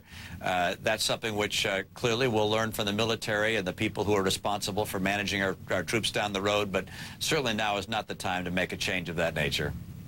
Republican National Convention obviously coming up. A lot of people looking for that. The White House has said that President Bush will speak on the first day. We know Senator John McCain, of course, will speak on the last day. Do you think that these two should appear together in passing on the torch? You know, I'm not much of a choreographer, I have to be honest with you. I don't know how convention choreography is going to work. Of course, we want to hear from our president and hear his perspectives. I had the chance to listen to him in our home several weeks ago, and his views are... It would be a powerful picture, a powerful statement to see them together. You know, that's something for the political powers that be to decide what makes the best choreography, but this is clearly John McCain's convention. This is his chance to lay out his vision for our party and for America, and he, of course, is going to be the keynoter. He's going to be the highlight of the convention, and I'm looking forward to it. All right, Governor Mitt Romney, thank you so much for joining us here in the Situation Room. Good to be with you. And we're standing by for Barack Obama. And in the next hour, I'll speak with Barack Obama supporter, Arizona Governor Janet Napolitano. Also, they may be made in the USA, but they're enjoyed in Iran. U.S. exports to Iran went through the roof during the Bush administration. Wait until you hear what items Iranians love and if your state is among those exporting the most. And what if you could get a lot more oil from a place with a lot more oil than Saudi Arabia?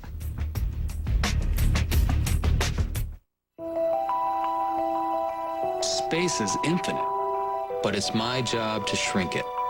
I work for an Air and Space Museum, and I take the largest objects in the universe and bring them down in size. So when my doctor said that my going and going could get worse because my prostate was growing, I said, how can we shrink it? He said, Avodart. Avodart is different because over time, it actually shrinks the prostate, so I go less often. Other medicines, they don't treat the cause because they don't shrink the prostate. Avodart is for men only. Women should not take or handle Avodart due to risk of a specific birth defect. Tell your doctor if you have liver disease. Rarely sexual side effects, swelling, or tenderness of the breasts can occur. Only your healthcare professional can determine if your symptoms are from an enlarged prostate and not prostate cancer. So have regular exams. Ask your doctor about Avodart today. It's your growing problem. It's our job to shrink it. Avodart. Nearly 400,000 in Texas. More than 250,000 in California. From the Aloha State of Hawaii to the Free State of Maryland. Hi, I'm Montel Williams. The PPA buses, sponsored by America's pharmaceutical research companies, have been to all 50 states, helping nearly 5 million people who are uninsured and struggling. Call 1-888-4PPA now. Tell a trained specialist the names of your medicines. You can get them for free or nearly free. Because America's pharmaceutical research companies want to help. CNN exclusive. American Morning Team of the most news in the morning. American Morning. CNN tomorrow, 6 a.m. I've got sun on my face, and I know that today is just gonna be one of those days. Feel that sun on my back. Get more information with Travel on Demand from Comcast. Go to Spotlight Channel 888 and select Travel.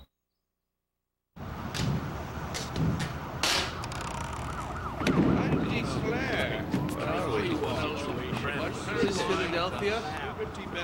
Save a load of Benjamins. Sign up today for Comcast Digital Voice with unlimited local and long distance plus voicemail. Because the less money you pay, the more you get to keep for yourself. Just call 1-800-COMCAST today. Comcast Digital Voice. It's Comcastic. Christie Brinkley divorce latest. Larry King, CNN Tonight, 9 Eastern. Our Carol Costello is monitoring the stories incoming to the Situation Room right now. Carol, what are you looking at? Well, Suzanne, Iran's president tries to sound like a man of peace, not war. Mahmoud Ahmadinejad said he sees no possibility of a war with either the United States or Israel. But this comes hours after Iran's Revolutionary Guard warned the country would attack Tel Aviv and U.S. warships in the Persian Gulf if Iran were attacked. And Mr. Ahmadinejad is still denouncing Israel, predicting that nation will eventually collapse. Mortgage lenders preying on confused home buyers. Beware. The government will do more to protect buyers from risky lending practices. The Federal Reserve is set to issue rules to prevent another mortgage mess, among them restricting lenders from penalizing subprime borrowers from paying off loans early and requiring borrowers to prove their income. Consumer groups say the rules aren't tough enough, while critics say they're too tough. Confusing highway signs, driver error, and a bus that needed more passenger safety features. All of those things caused what the chairman of the National Transportation Safety Board calls an accident that did not have to happen. An NTSB safety board released findings into last year's Atlanta bus crash that left the driver, his wife, and 5 members of the Bluffton University's baseball team dead. The findings could soon be approved. And warning, be extremely careful with certain antibiotics used for bacterial infections. Health officials put out the most urgent warning on a powerful class of antibiotics, including the drug Cipro. They can cause tendon ruptures and leave you unusually unresponsive. Makers of those drugs must add a black box warning to their labels, and patients are urged to immediately stop taking them should they develop pain, swelling, or inflammation in their tendons. That's a look at the headlines right now, Susan. Okay, thank you, Carol. And Barack Obama's fashion sense exposed. His wife and children let out some fun family secrets about the clothes worn by the man who could be president. And at the G8 summit in Japan, a breakthrough designed to help save the planet from devastating climate change. But there is one very big exception involving 2 of the world's biggest polluters. If China and India don't share that same aspiration, then we're not going to solve the problem. Chris Sinner, Verizon Wireless Network Technician, makes sure that this customer stays in touch with her friends.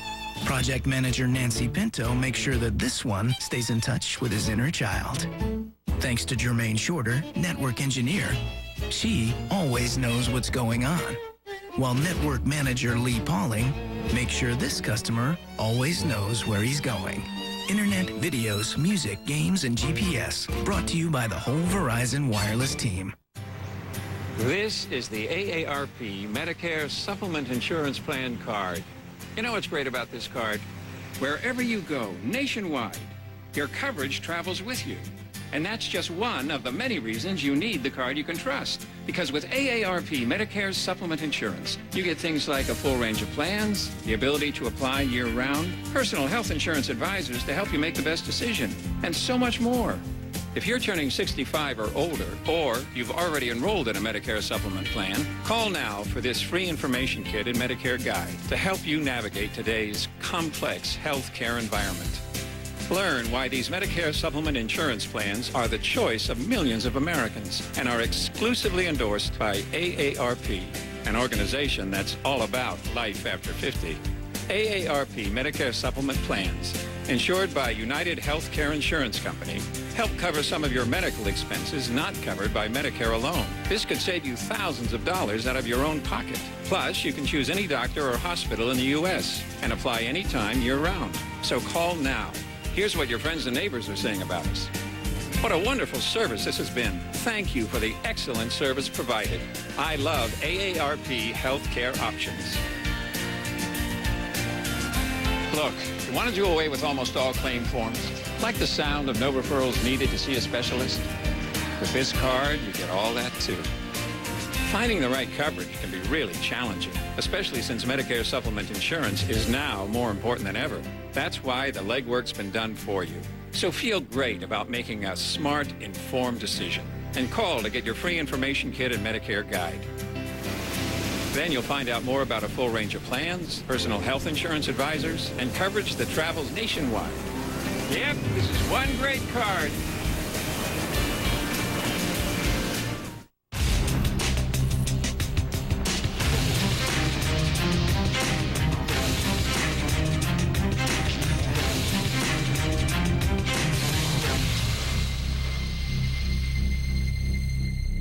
Closed captioning hours provided by Lennox. Innovation never felt so good.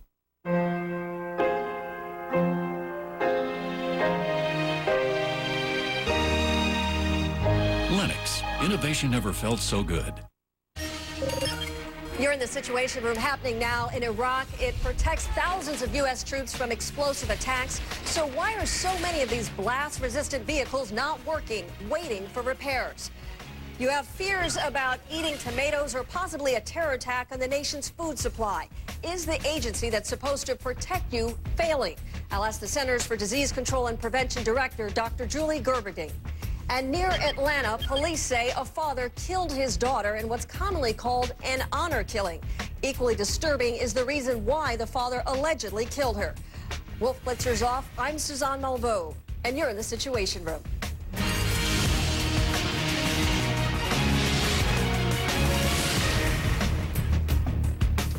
We're expecting to hear from Barack Obama soon as he speaks to a leading Latino group meeting here in Washington. But right now, let's hear from his family. Now, they appeared together, of all places, on the program Access Hollywood. And even 10-year-old Malia spoke up in an interview that touched on pop culture, fashion, and, of course, her dad. I read the People magazines and everything, and they always have those sections with, you know, how much people's dresses cost. And so I saw that magazine and was like, oh, Bobby, you're in this, because I've never seen Mommy in that. Is it cool? Is pretty cool, because I usually see people like Angelina Jolie. It's real important people. You know, real important people. No offense. I've always loved clothes. He knows that. I think it's funny that he's involved in this fashion icon stuff because These pants he's had for probably about 10 years. And that belt. The belt's a little worn too, actually, now that I look at it. And don't pan down to the shoes, because we talked about getting new shoes for him. So I think... Senator, I don't know. I think they got you here. I mean, I don't want to jump on the bandwagon or anything. Just don't look too closely. I'm baffled by this whole thing myself, because I hate to shop. Okay, more now on the surprising Obama family interview. We're going to bring in Carol Costello. The Obama girls are usually sheltered by the media, but I recently spoke with Michelle, and she made a little, she ribbed Obama a little bit about his clothes. I noticed the daughters are in on all of this, too. This is really kind of unusual, though. It's unusual to see the daughters speaking out on television on a show like Access Hollywood, but Obama supporters can actually thank the Jonas Brothers for the Obama Kids debut. The girls love the Jonas Brothers. They're on Access Hollywood, and they asked Mom and Dad to be on the show with them, and Mom and Dad said yes. It was billed on the Today Show as an Access Hollywood exclusive. The first interview with the entire Obama family. Good morning to you, Maria. Congratulations. Thank you, Meredith. It is unusual. There's a reason you rarely see the Obama kids' faces. The senator's campaign has asked news organizations not to take pictures of his kids, and they rarely do. Example, this soccer game. News organization shot Dad, but not daughter Malia dribbling the ball. But on Access Hollywood, a show that touts actor Matthew McConaughey's new baby and Christy Brinkley's lurid divorce, Obama's daughters took center stage. Like, oh, Bobby, you're in this, because I've never seen Mommy in that. Is it cool? Is pretty cool, because I usually see people like Angelina Jolie. Well, they didn't choose me necessarily. They chose Access Hollywood. My producer, Steve Forrest, worked really hard to get the interview with Michelle and the senator. Menounos, who also reports for the Today Show and NBC Nightly News, and yes, she's a spokesperson for Pantene shampoo, too. It made my colored hair more brilliant. Says she was surprised when the Obamas allowed her access to their kid. No one really expected them to open up so much. You know, I know that campaign and their family were all huddled around, kind of surprised that the girls took over this whole interview, as was I. She says her interview was meant only to show the Obama family dynamic, not to ask tough questions. And that's exactly why political observers say Obama chose this show to introduce his daughters. This is going to be a referendum on whether or not he's American enough to be president. And I think, you know, and whether he's too different to be president. I think what he really needs to show people is that he's a guy with a family. I mean, talk about family values. You sure saw them when you watched that clip. Weston says Obama should allow the media more access to his kids. Children can be powerful campaigners.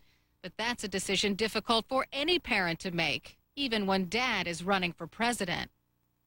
On the power of children, some say Chelsea Clinton was an effective campaigner. That's how she helped her mom on the trail. But it was really her presence beside Hillary Clinton that most helped the candidate. It showed Senator Clinton to be a warm and caring mom. So it'll be interesting to see if he gets into the White House, if they'll have the access and how they'll handle all of that. I know covering Bush and Clinton, you know, that kids are pretty much, they're off limits there. And there's always a little bit of that push-pull back and forth with the media. I suspect if Obama makes it into the White House, there'll be no access to the kids. It's just my guess. I suspect you're right. Yeah.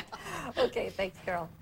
Today in the G8 summit in Japan, leaders achieved a breakthrough. It is designed to help save a planet that is in peril because of a climate crisis. But some environmentalists are not happy about it. CNN White House correspondent Elaine Quijano has details.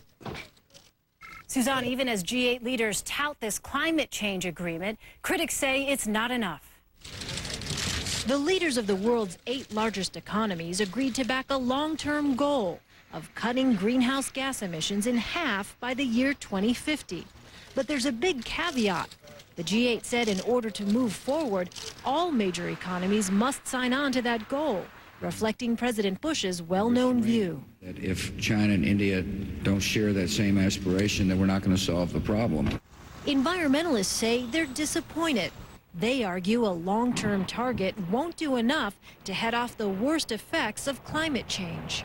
Setting a goal for 2050 is somehow too far off. But what we're really missing is a goal that also binds us much closer to home, that binds us already for the period up till 2020. And that midterm goal, I think, is crucially important. G8 leaders did agree to, quote, implement ambitious economy-wide midterm goals. What does that mean? Have you ever heard a government leader come out and say, I've come up with a plan, it's not ambitious? No, everybody will say what they come up with is ambitious. The Bush administration maintains its approach is realistic because now two of the world's top emitters, India and China, must buy into the goal. The leaders of those countries will sit down for talks with the G8 on Wednesday, and on the sidelines of the summit, President Bush will meet separately with those leaders as well. Suzanne? Thanks, Elaine. There is a new push to give Congress more clout in making a life and death decision. And when should the U.S. go to war? A longtime friend of the Bush family is behind the move. Plus, Hillary Clinton's profile at the Democratic Convention. How big should it be? Clinton ally Paul Begala is standing by for our strategy session. And an insult to Italy's leader by the Bush administration. The background book that had a little too much detail. Ahead. You can buff up, clean up, but you can't cover up that bald spot. Instead of hiding it, solve it with Men's Rogaine Foam. In clinical testing, 85% of men regrew hair. Men's Rogaine Foam. Use it or lose it. In 1959, two friends in Michigan started a small company.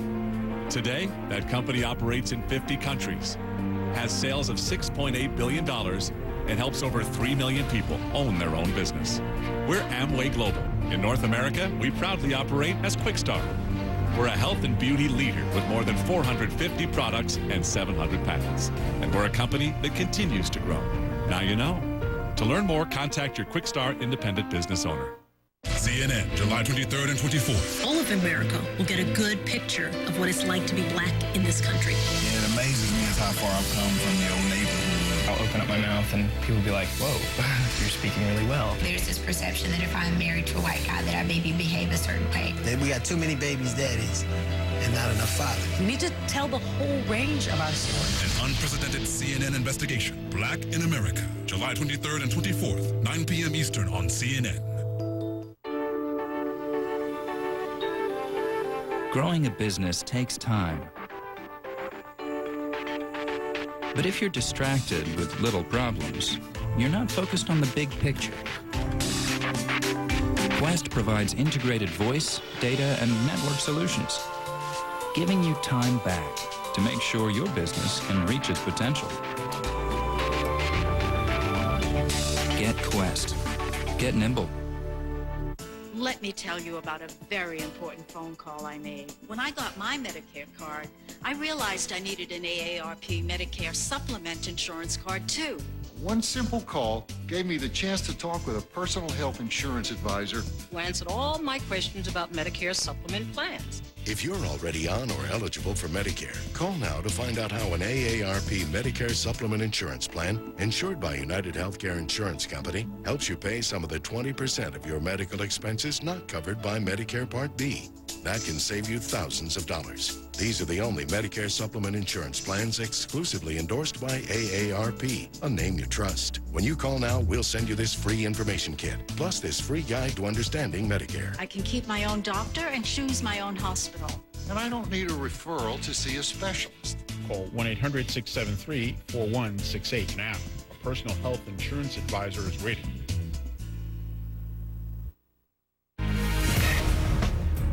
Well, it's something you dread paying for, but you can't do without, and that, of course, is energy, specifically oil and gas. One billionaire oil magnate talks to CNN about something many people say will save you money. If I can get the wind replace the natural gas, then the natural gas will, I can put it in transportation fuel, and there are 8 million vehicles in the world today that are on natural gas. And you could put it right in the transportation fuel and reduce our imports by 38%. And that would reduce the $700 billion by $300 billion. T. Boone Pickens talked to CNN senior business correspondent Ali Velshi. Ali joining us now. Very interesting ideas that he seems to be laying out here. Yeah, Boone's an interesting guy. You know, people have probably heard his name because it's such an unusual name, but T. Boone Pickens is 80 years old. He's been in the oil business for 50 years. He's a billionaire. He's apparently the 117th richest man in America. And, Suzanne, he's proposing, he's building the world's biggest wind farm in West Texas. He's proposing that we take all that electricity that is created by natural gas, use wind to create that, save that natural gas, use it for transportation, and then use less oil. It's very innovative. He says that his plan, as you just heard, can reduce the imported oil to the United States by about a third. Now, that's interesting because a third of the imported oil is also the amount of oil we can get from Canada because of a very unique system that they use to get oil in a certain part of northern Canada. So we went on an energy hunt. I went up to northern Alberta in Canada to find the oil sands. There's more oil there, Suzanne, than there is in all of Saudi Arabia. Look at this. That's at $120. 1/3 of the world's known oil deposits are right here in the dirt. So that's where we headed on our energy hunt from New York to Fort McMurray, Alberta. All right, this is it. We are literally walking on black gold. This is what we came here to see. This is oil sand. It's sand that's encased in water and oil. In fact, this is about 10% crude oil. Large quantities of oil embedded in sand only occur in 2 places in the world, Venezuela and Canada. Giant shovels scoop up 100 tons of oil-laden dirt at a time. Hundreds of trucks move across the landscape all day and night, every single day. You need a lot of earth to make oil. It takes about 2 tons of oil sands to make 1 barrel of oil. Now, this big hauler holds 400 tons of oil sands, so once that's all filled up and made into oil, you'll have about 200 barrels of oil. That's right, 2 tons of oil sand makes 1 barrel of oil. But at today's oil prices, it's wildly profitable. That's why major players like ExxonMobil, Shell, Chevron, and others squeeze 1.5 million barrels of oil out of this land every day, and they send most of it to the U.S. It's costlier than getting it from a simple land well because the tar-like oil has to be separated from the sand, and that uses lots of natural gas and warm water. The result is a heavy molasses-like oil, which has to be upgraded into a lighter, high-quality form of crude that can then be easily refined into gasoline, home heating oil, and other petroleum products. Canada produces much more oil than it needs, so the excess oil is sold and sent by pipeline to its best customer, the United States. Notice there's no pipeline to Canada's west coast. There is one proposed, and it's backed by China. So, Suzanne, while most of the oil now comes to the United States, if that pipeline to the West Coast gets built, well, that means China has access to that oil, something that the United States has taken for granted for a long time, that a friendly country with a lot of oil supplies it. You know how much oil we can get from there, Suzanne? There are conservative estimates right now that over the next 10 years, that 1.5 million barrels we get a day can increase to 4 or 5 million barrels. Wow. That's just from the oil sands. There's traditional oil wells in Canada as well. So it's an interesting story. I'm going to be, for the next couple of days, covering some of the disadvantage of this. Obviously, it's got some environmental impact, but a lot of oil up there, Suzanne. Fascinating story. Thank you. Thank you, Allie. Okay. In the strategy session, Obama asserts that he is no flip-flopper. This whole notion that I am, shifting to the center or that I'm flip-flopping or this or that or the other. The people who say this apparently haven't been listening to me. Well, has the McCain camp tagged Obama with a label that actually might stick? And as the Democrats huddle to plan their convention, what role should Hillary Clinton play? Paul Begala and Kevin Madden are standing by here in the Situation Room. Between the idea and the achievement, between good intentions and positive action, there is one important word: how. And it is the how that makes all the difference to the places we call home.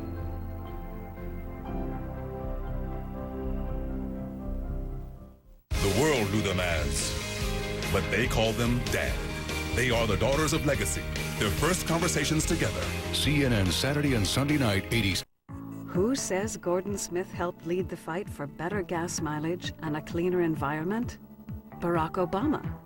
He joined with Gordon and broke through a 20-year deadlock to pass new laws which increase gas mileage for automobiles. Governor Ted Kulongoski praised their bipartisan partnership on this critical issue. Gordon Smith, bipartisan leadership for energy independence. I'm Gordon Smith, and I approve working together across party lines. And this ad. Where will your family get the money to pay your final expenses if something suddenly happens to you? Garden State Life Insurance makes this promise.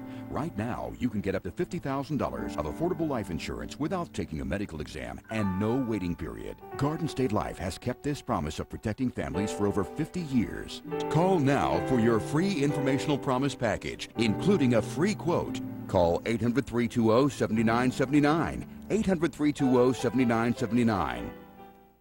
If you've got one of these, you probably use these to keep them healthy. But why? When you can get these. They're exactly the same brand name medications, but these cost a lot less because they're from 1-800-PET-MEDS. With 1-800-PET-MEDS, you save a trip to the vet too, because they're delivered free, right to your door, with a 100% satisfaction guarantee. Millions of pet owners trust 1-800-PET-MEDS for fast service, free shipping, and big savings. Call now or order online from 1-800-PET-MEDS, America's largest pet pharmacy.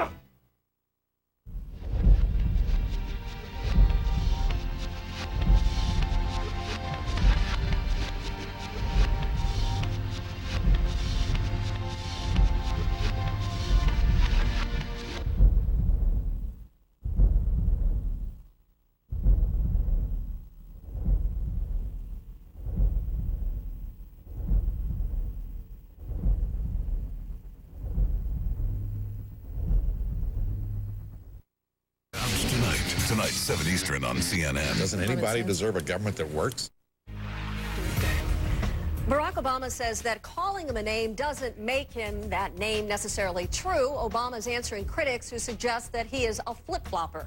Here for today's strategy session, CNN political contributor and Democratic strategist Paul Begala and Republican strategist Kevin Madden, former spokesman for Mitt Romney and senior vice president of the Glover Park group. I want to start off first, you know, he was asked about this. He was confronted about this whole flip-flopping thing. Let's hear what he said today.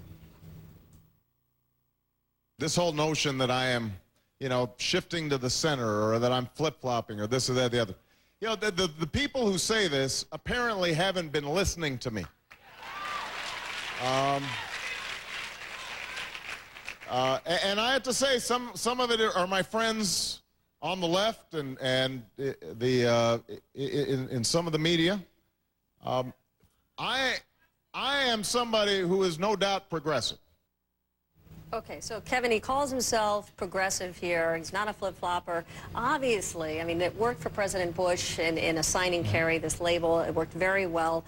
Are they going to come up with anything else, or is this a strategy they're sticking with? We think this label is going to work.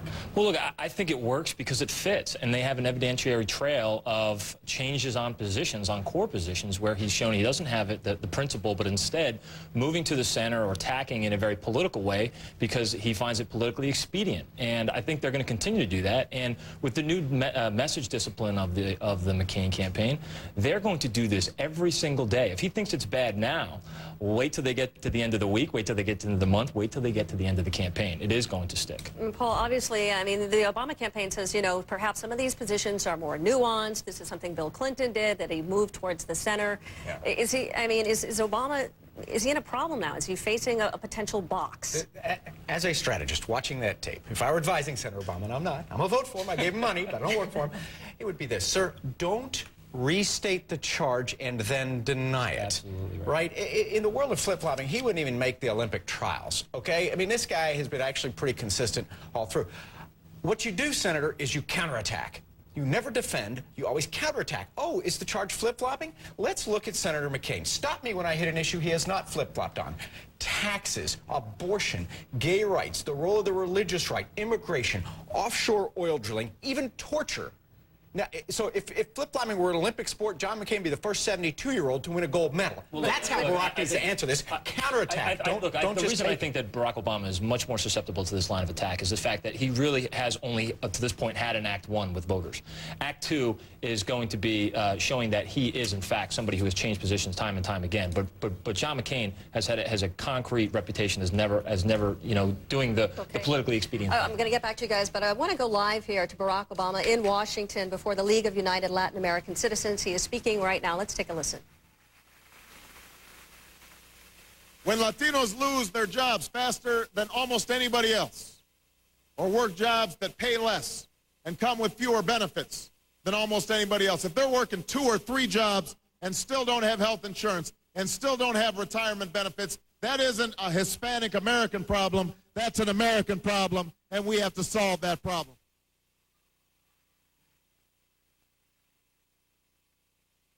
When there are 12 million people in hiding in this country, hundreds of thousands of people crossing our borders illegally each year because they can't make it.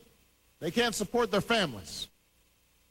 When companies hire undocumented workers to avoid paying overtime or avoid a union, and when we have a government that just engages in symbolic raids but isn't willing to solve this problem comprehensively, and a nursing mother is torn away from her baby during a raid, that is a problem that all of us, black, white, brown, must solve together as one nation, and that's one of the reasons that I'm running for President of the United States of America.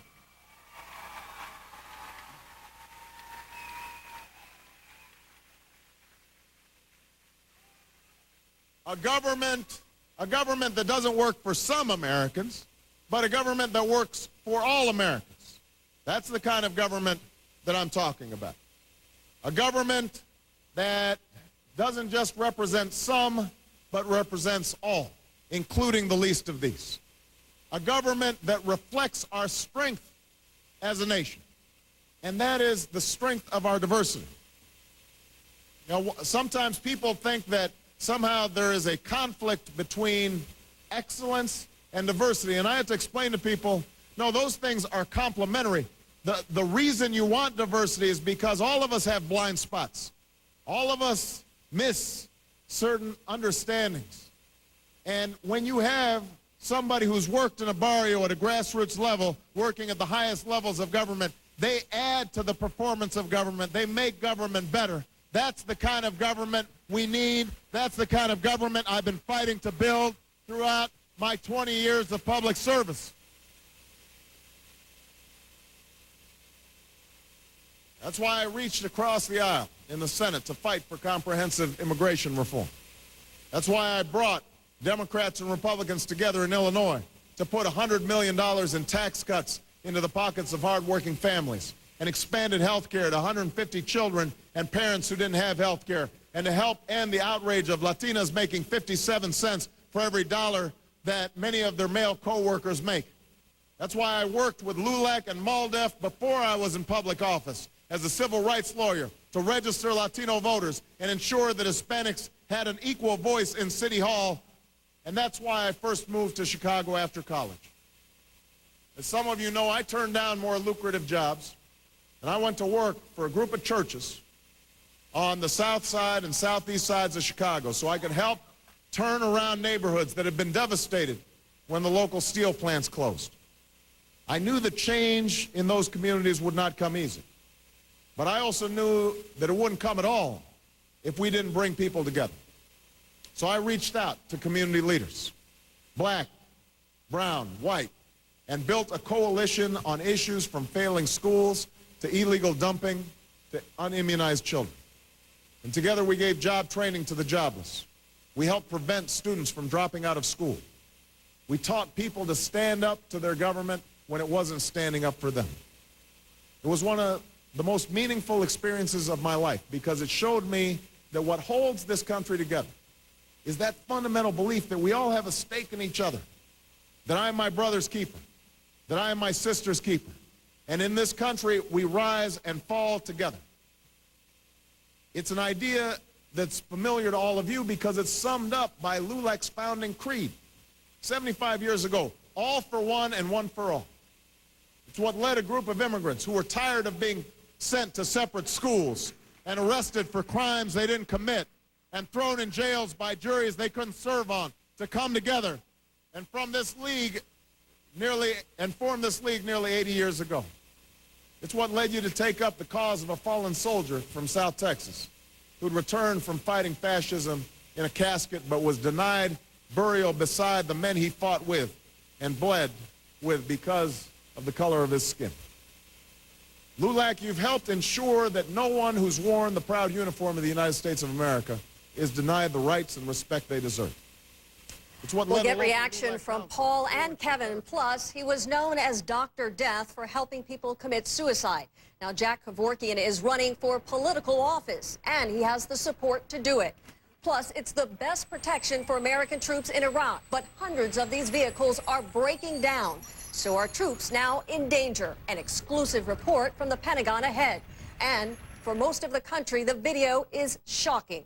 A woman ignored as she lay dying on an emergency room floor. To her family, it is heartbreaking. Their story and the next step. Up next.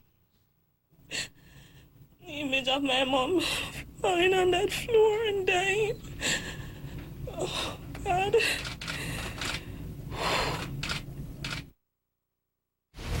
Strategy Session, brought to you by Bristol Myers Squibb Sanofi Pharmaceuticals. Hey, you should look at this. What? Your PAD isn't just poor circulation in your legs causing you pain. It isn't. Mom, it more than doubles your risk of heart attack or stroke. I didn't want to worry you. You need to read about Plavix. If you have PAD, Plavix can help protect you from a heart attack or stroke. Plavix helps keep blood platelets from sticking together and forming clots, the cause of most heart attacks and strokes. Promise you'll talk to your doctor about Plavix? If you have a stomach ulcer or other condition that causes bleeding, you should not use Plavix. When taking Plavix alone or with some other medicines, including aspirin, the risk of bleeding may increase, so tell your doctor before planning surgery. And always talk to your doctor before taking aspirin or other medicines with Plavix, especially if you've had a stroke. If you develop fever, unexplained weakness, or confusion, tell your doctor promptly, as these may be signs of a rare but potentially life-threatening condition called TTP, which has been reported rarely, sometimes in less than 2 weeks after starting therapy. Other rare but serious side effects may occur. Attention Plavix users with poor leg circulation, known as PAD. Your condition may put you at 2 times the risk of a heart attack or stroke. Plavix helps you stay protected. Whether you're feeling leg pain or not, your risk never goes away. Help stay protected. Stay with Plavix. The world knew them as Martin Luther King Jr., Malcolm X, Johnny Cochran, Muhammad Ali, Sidney Poitier. But they called them Dad. They are the daughters of legacy. Their first conversations together. CNN Saturday and Sunday night, 8 Eastern. You eating enough? You look a little thin. Yeah, that's a very mom question, but yeah. I mean, I miss you, baby. I miss you too. Love you. Yeah, we love you. We tell everyone about the relief work you're doing, you know? Of course you do. Welcome to a network that's bringing countries and families a little closer. It's been a while now. Cisco, welcome to the Human Network. We want a system of health care in which everyone can afford and acquire. I've put forward a series of proposals that will foster economic growth. To keep families in their homes and businesses growing. We can't wait to fix our health care system. We will replace. We are going to invest. We are approaching. We have the chance to solve problems that we've been talking about year after year after year after year. Call and make sure their talk turns into real solutions. AARP is responsible for the content of this advertising. Coverage of America Votes 2008 is brought to you by Cisco. Welcome to the Human Network and by Divided We Fail. Demand action from the presidential candidates and our leaders at dividedwefail.org. Visit the Election Center at cnn.com/election for in-depth information on the candidates. Checking our political ticker, Barack Obama is taking issue with President Bush's decision to attend the opening ceremonies of the Beijing Olympics. The Democrat told reporters yesterday that if he were president, he'd go to the Beijing only if Tibet's exiled spiritual leader, the Dalai Lama, reported progress in China. Obama has called on Mr. Bush to boycott the opening ceremonies because of China's handling of unrest in Tibet and its human rights record. I want to go back to the strategy session, Paul Begala and Kevin Madden. We had just saw Barack Obama. He was speaking before a very powerful Latino group. Obviously, at the last go-around, President Bush was able to take away some Latino vote away from John Kerry. What does Barack Obama, what do John McCain, what do they need to do here? They both approach this group and they have their own strategy and outline for winning their support. Well, I think you go back and look at how President Bush did it. He didn't look at him as just a one-issue sector of the electorate, but instead he talked to them on broader issues.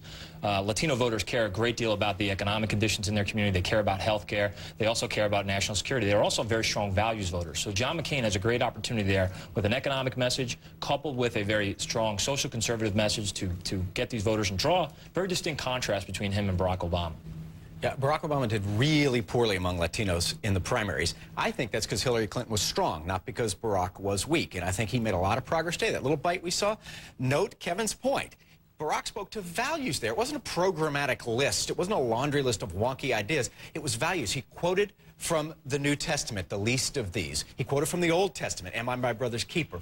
That's really going to resonate with all Americans, and particularly with Latinos. I thought that bite we saw was a great speech. Look at those states where they're going to be going, Colorado, New Mexico, Nevada. Right. That's where they're going to be the big battleground out west. And how important is immigration reform? Because obviously President Bush tried to push for this comprehensive immigration, ultimately didn't work. Are Republicans vulnerable in that sense? Well, I mean, McCain has put it forward and he supports it, but right. At the same time, I mean, people are looking at that administration, the Bush administration, and saying perhaps not as sensitive as they could have been. Republicans? Possibly. John McCain, who is consistently pulled above the Republican brand on an issue like this with Latino voters, he is in a better position than an ordinary generic Republican would be who was against a lot of these immigration reforms. He has put forth a comprehensive solution. This is something that a lot of Latino voters have been very warm with, and he's had a very good relationship with that sector of the electorate. This is a problem. McCain now opposes the McCain bill on immigration. We began this discussion before Barack's speech talking about flip-flops. McCain opposes the McCain immigration bill. That's as big a flip-flop as you can get. He's consistently said that he's for a comprehensive solution once you secure the borders. That's what he says now. What he said then was he was for the McCain-Kennedy bill. Now he says he would vote against the McCain-Kennedy bill. It's his own doggone bill. Okay, that's a flip-flop. Sorry, we're going to have to leave it there. Thank you, Paul Begala, Kevin Madden. Thanks again. You're in the Situation Room. Happening now, a death in the family as cultures collide in an American suburb. An old world father now accused of murdering his modern daughter. Also, new developments in the case of a woman left to die on a hospital floor. Her family is seeing the shocking video for the first time and speaking out. And a new hotspot forces thousands more Californians to flee their homes as flames close in. Wolf Blitzer's off today. I'm Suzanne Malveaux, and you're in the Situation Room.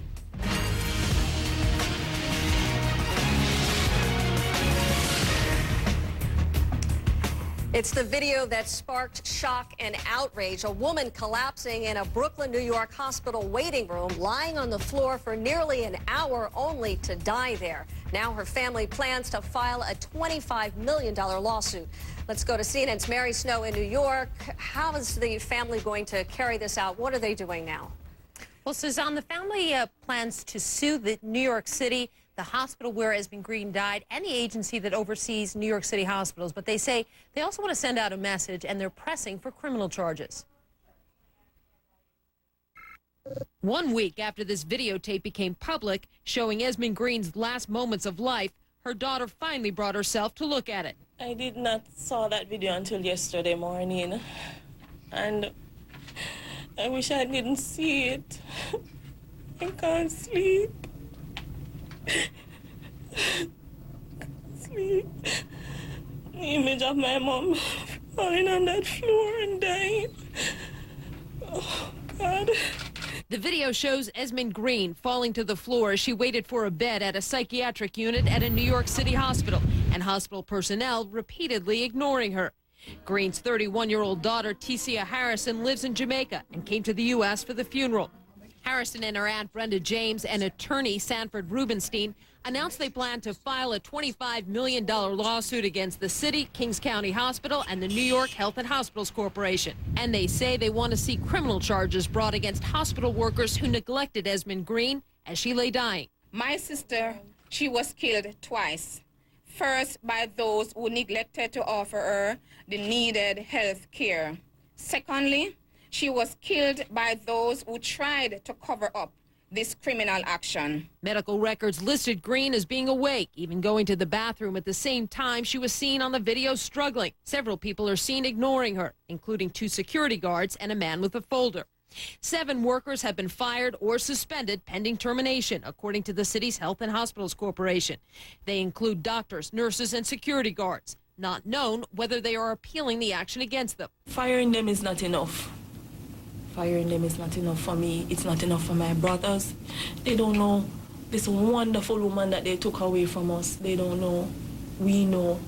We want them to pay for it. CNN legal analyst Jeffrey Toobin says while a civil case seems like a slam dunk, criminal prosecution will be more difficult. But if people at the hospital put false information in medical records, prosecutors could use that as evidence of just how willful, reckless, and irresponsible their behavior was, perhaps amounting to manslaughter. now we asked for reaction from the city's Health and Hospitals Corporation, released a statement saying it remains devastated by this tragic death, but says we failed Esmond Green and believe her family deserves fair and just compensation. It says it referred this case to criminal enforcement and is cooperating with ongoing investigations. Now, the city's Department of Investigations is looking into Green's death and says it will turn over its findings to the Brooklyn District Attorney's Office. Suzanne? Mary, obviously very difficult to look at that video, painful for her family as well. Do we know how she died? Do they know that information? Have they told the family? You know, that is still a question mark. The medical examiner's office is still investigating, but Esmond Green's sister did say today that she was told, had a conversation from a detective and a doctor, both having varying accounts of how Esmond Green died. She said she was ultimately told her heart failed, but she said she knew that there was something that had gone amiss because of the circumstances that both of these accounts that had been given to her. Okay, Mary, thank you so much for following this story. Sure. Some consider it a way to restore family honor, but in this country, it is called murder. Now, cultures are colliding in suburban Atlanta, where a Pakistani immigrant is accused of killing his daughter because she wanted out of an arranged marriage. CNN's Brian Todd joins us live. Brian, what do we know about this very controversial case? Well, Suzanne, this father has just a short time ago been charged with murder in a courthouse near Atlanta. He has not entered a plea yet. Based on what police are telling us, the father may have indeed believed his daughter was trying to dishonor his family. According to police, this man kept hearing his daughter scream, "Father," while he was killing her with his own hand. Chowdhury Rashid is charged with first-degree murder in the death over the weekend of his 25-year-old daughter, Sandila Kanwal. Police say he strangled her to death in their home in Jonesboro, Georgia. Police tell CNN the daughter wanted out of her arranged marriage, and her father told police he could not allow her to pursue a divorce. Apparently, she and the father had argued over the marriage and the fact that it had been arranged, and at some point during the altercation, he did end up killing his daughter. Rashid and his daughter, both Pakistani. Police say the arranged marriage took place a short time ago in Pakistan. The daughter's husband lives in Chicago. Based on what police say, this could be what's known as an honor killing, the murder of a woman, often by a family member, to punish her for shaming the family. Expert says this could be punishment for things like having affairs, pursuing divorce, or even being raped. The UN estimates the number of women murdered around the world in so-called honor killings may be as high as 5,000 each year, with most of the killings taking place in Western and Southern Asia and Northern Africa. Overwhelmingly, women are the target in these cases, and I think the reason for that, unfortunately, and it's unjustified, is that women are oftentimes the carriers of the culture, are oftentimes the folks that people look to that carry on the culture from generation to generation, and it's a way for men in these cases to reaffirm and assert their masculinity.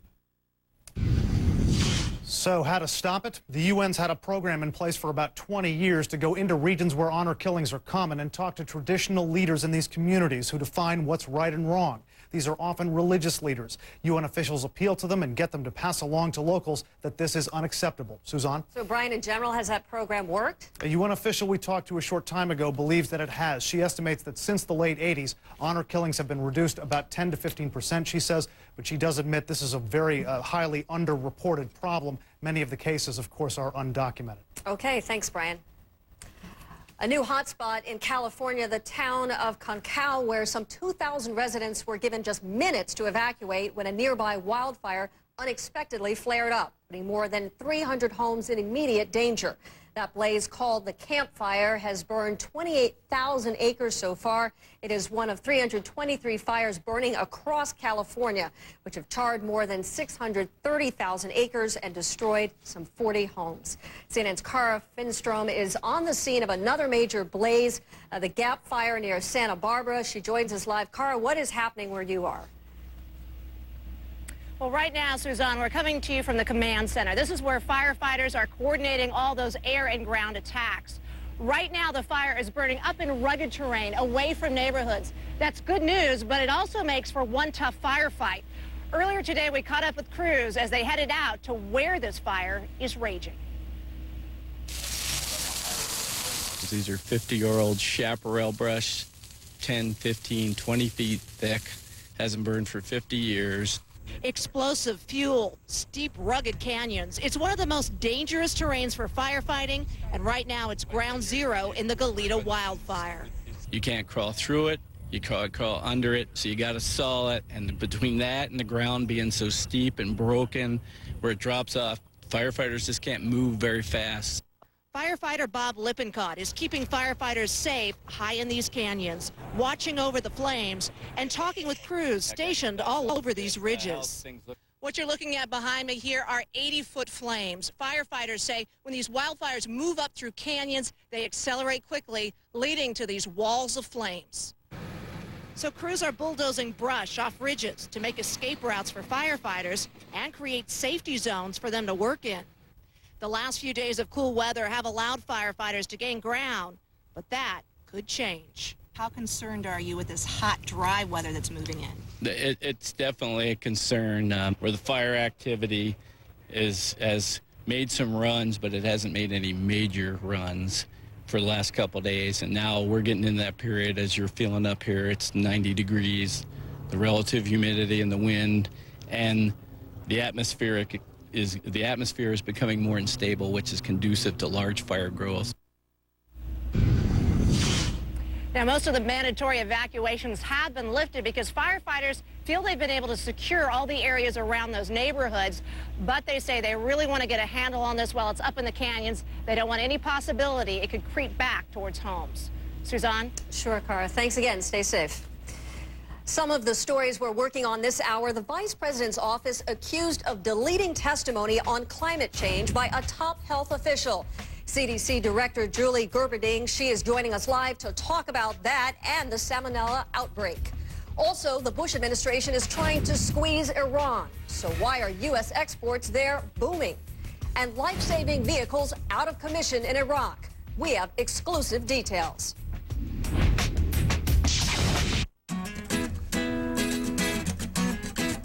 We all live in our own little worlds. And there's a locally owned Citgo station that's an important part of yours. Because our independently operated stations provide thousands of local jobs. And all the people of Citgo come together to give back to our communities, which makes a world of difference. Your locally owned Citgo, there at every turn.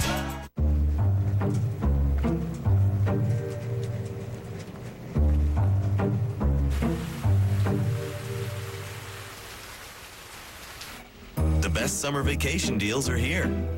Right now on Expedia, get the hottest deals on more than 1,800 hotels. That's up to 30% off during our biggest sale of the year. We guarantee nobody can get you a lower price. Plus, book now with your MasterCard and get $50 for gas. Expedia.com. The world knew them as Martin Luther King Jr., Malcolm X, Johnny Cochran, Muhammad Ali, Sidney Poitier. But they called them Dad. They are the daughters of legacy. Their first conversations together. CNN Saturday and Sunday night, 8 Eastern. All of America will get a good picture of what it's like to be black in this country. It amazes me as how far I've come from the old neighborhood. We need to tell the whole range of our story. Black in America, July 23rd and 24th, 9 p.m. Eastern on CNN. There's the week, there's the weekend, and then there's the weekender. Friday, Saturday, and Sunday, the subscription from the New York Times, I love it. Like your whole weekend's just started. It's come a little early. So the deal is you call the 1-800 number, and then you get Friday, Saturday, and Sunday for $4.70, which is half off, which is pretty crazy. So you get the Friday paper, and boom, you're right into the weekend. Saturday. The word alone makes me happy. I love to sort of pull everything out of the Sunday paper. Travel section, magazine, Weekend review, the international news, The book review. I got these really great boots after reading the Sunday style section. All I did was call the 1-800 number. I'm not one of those call now people. Call! You should call now. I love to have the New York Times delivered. Who doesn't like to save money? Call now because it's a great deal. It's like having a table of contents for everything in the world. I mean, how much would you give for that? The Weekender subscription from the New York Times. Get it now for as low as $4.70 a week. Call 1-800-727-7464. Who doesn't like to start the weekend a day early? A former official with the Environmental Protection Agency is blowing the whistle on the vice president's office, accusing Dick Cheney's staff of deleting congressional testimony about the health effects of climate change.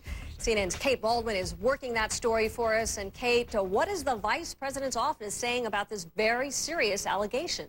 Well, right now the vice president's office says that they don't comment on internal deliberations, but as you know, Suzanne, there have been plenty of allegations that the White House has downplayed the potential effects of global warming. This time, as you said it, the charge is against the vice president's office. With a former EPA official by her side, Democratic Senator Barbara Boxer accused the White House of censoring congressional testimony on the dangers of global warming and pointed directly at Vice President Dick Cheney's office. We now know that this censorship was not haphazard. It was part of a master plan. Former EPA Deputy Administrator Jason Burnett says last year the vice president's office pushed him to delete portions of testimony detailing the potential health impacts of climate change prepared for Dr. Julie Gerberding, the director of Centers for Disease Control and Prevention. In a press conference, Burnett refused to name anyone in the vice president's office and provided few details. But in a letter to Senator Boxer, Burnett says he was asked to remove, quote, any discussion of the human health consequences of climate change. He said he wouldn't do it. I wanted to make sure that the testimony was fundamentally accurate, and when I concluded that it was, I declined to make any edits or suggest that CDC do so. But sections of testimony were removed, and the White House acknowledged changes were made because it questioned the science behind some assertions. White House spokesperson Tony Fratto says more than one office raised concerns over accuracy. For her part, Dr. Gerberding has defended her testimony. No one from the department, the White House, or any place else in government has ever put one word in my mouth or taken one word out. Now, Burnett has given about $100,000 to Democratic campaigns in recent years, this according to a group that tracks campaign donations. But when pressed today, Burnett says and denies that this is politically motivated. Suzanne. Okay, thank you, Kate. Joining us now, Dr. Julie Gerberding, head of the Centers for Disease Control and Prevention. It was her testimony that the vice president's office is accused of deleting. I want to give you an opportunity, obviously, to respond. We heard Kate's piece. There are serious charges. Were you involved? Did you have any role in having those 6 pages of the 14 pages of testimony, your testimony, deleted? No, I actually wasn't aware that there had been any edits to my testimony until I got to the hearing. But I can tell you that I did the very best I could to answer the senator's questions honestly and openly, and I take every chance I have to try to highlight the important potential complications of climate change on human health. So that was my goal at the hearing, and I hope I was successful. If it's true that the vice president's office was involved in making those deletions, do you agree with those decisions, with the case that they're making, that somehow they didn't agree with the science, so that was legitimate? Well, we'd have to look and see exactly what their comments were. I know that the chief of the Office of Science and Technology has already commented that there were a couple of scientific technical points that were a concern, but I haven't traced back for the individual comments, and I really don't want to speculate on who did the editing and when they did it. Sure. And Doctor, let's turn to the nationwide salmonella outbreak. It has sickened some 900 people. Tomatoes were the initial suspect. Now that we're hearing other salsa ingredients like cilantro, peppers, we're talking about 3 months now that they've been investigating. You've been investigating, trying to find out the bottom of this. Why has it taken so long? You know, we're as frustrated as everyone. But this is an incredibly complicated investigation.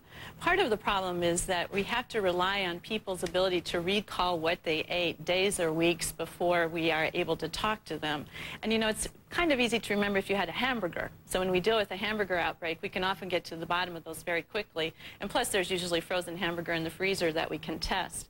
But when you're dealing with fresh produce and the exposure occurred days ago, you know, it's really hard to think of every food item that you ate, and sometimes these products are in foods that you don't actually recall. They're ingredients and other things. So, for example, with the salsa, which has come up as an important potential exposure risk in some of the people that we've talked to, you know, we know that the foods of interest in the salsa right now look like they're tomato and cilantros and a couple of the peppers that are commonly associated. But there are a whole lot of other things that are in many salsas. So we've got to get all the recipes. We've got to look at everything from the powder in the recipe to the foods themselves, and that just takes a lot of time. Do you have any sense of how much time we're talking about here? I wish I knew the answer to that. I do know also that the trace back of food from the restaurant has to go, how is the food produced, how is the food stored, and then all the way back to the farm. And in fact, for the 3 foods that we have on our list as the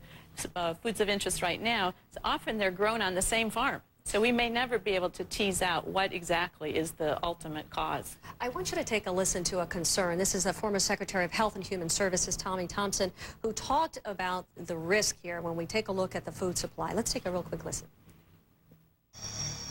I, for the life of me, cannot understand why the terrorists have not, attacked our food supply, because it is so easy to do. He says it's easy to do. That can't be comforting to many of us who are listening to that. And, kind of a warning, I guess, and to the terrorists here, that this is a real vulnerability in our country. Do you agree with that this is a vulnerable area? Well, I think it's important to recognize that we actually have a very safe food supply overall. And while this is a difficult challenge, it doesn't detract from the fact that the United States does have one of the safest food supplies in the world, thanks to the FDA and the USDA and many other people at the state and local level. But we've also acknowledged that food is an inconvenient vehicle for deliberately contaminating people, and it certainly is in our sphere of interest as we look at preparedness issues. So we are concerned, and we take it very seriously. Doctor, thank you so much for joining us here on the Situation Room. Thank you. Thanks again. A near disaster in the skies over New York. 2 passenger jets come close to colliding. And Barack Obama's red state strategy, how he is trying to turn them blue. How far will we actually go to show that all gasolines are not the same? As far as it takes. In this case, 5,000 miles. We're not getting out. So we've proven Shell gasoline stops gunky buildup on critical engine parts that low-quality discount gasoline can leave behind. Do you have Go fish? Look, Shell gasoline stop gunky buildup, helping your car to perform at its best. Ready for another 5,000 miles? Bring it on.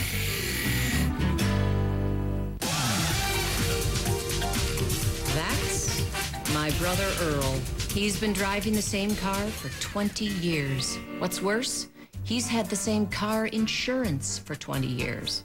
I tell him, Earl, driving an old car is one thing, but having outdated insurance could be costing you a fortune. Is that right? Switch to the AARP insurance program from the Hartford. It's a program designed for people 50 plus. If you're over 50, you might save $300 by switching to the AARP auto insurance program from the Hartford. Really?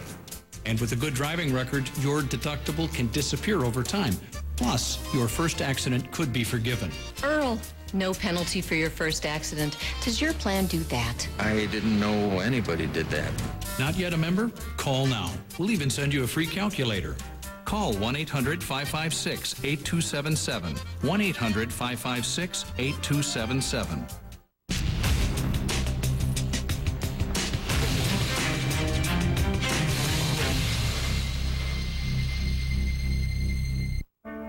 This summer, the Open Championship returns to TNT. Royal Brookdale Golf Club plays host to golf's most prestigious tournament. Defending champion Padraig Harrington and perennial favorite Tiger Woods lead a fiercely competitive field, all seeking the honor of hoisting the claret jug. The 2008 Open Championship beginning July 17th, only on TNT. Find your sweet spot at Salishan Spawn Golf Resort, Glen Eden Beach, Oregon. Information and reservations online at salishan.com. And after I saved her, the darn thing blew up. I saved the planet from an asteroid the other day. Yeah, I saved a whole school bus once. You know, kids. Talk about savings. Get connected to your Comcast Triple Play service with Comcast Mover's Edge. Set up new service or transfer your cable TV, phone, and internet services online before you move. Visit Comcast.com/move for more information. Comcast Mover's Edge. It's Comcastic.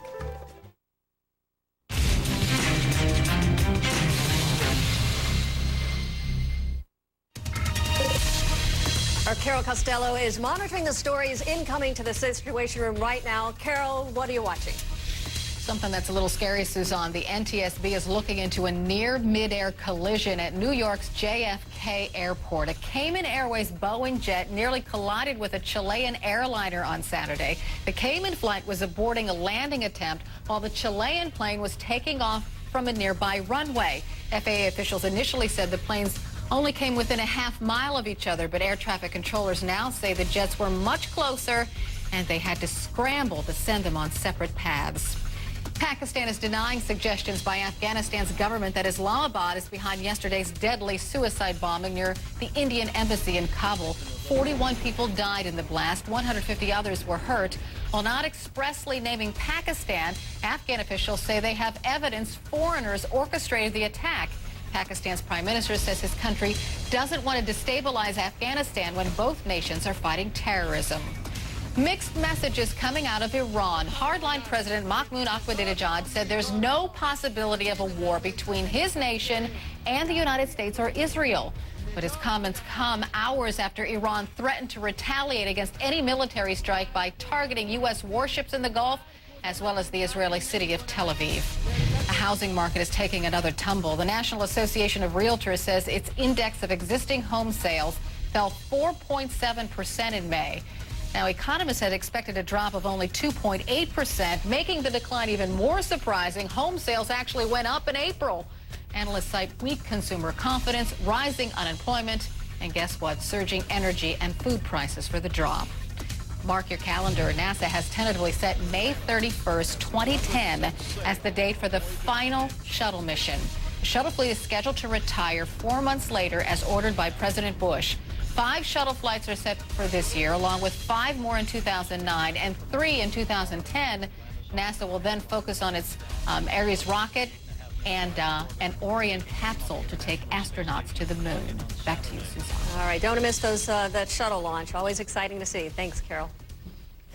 Business is booming, even as Washington calls for more sanctions against Iran. A surprising surge in U.S. exports.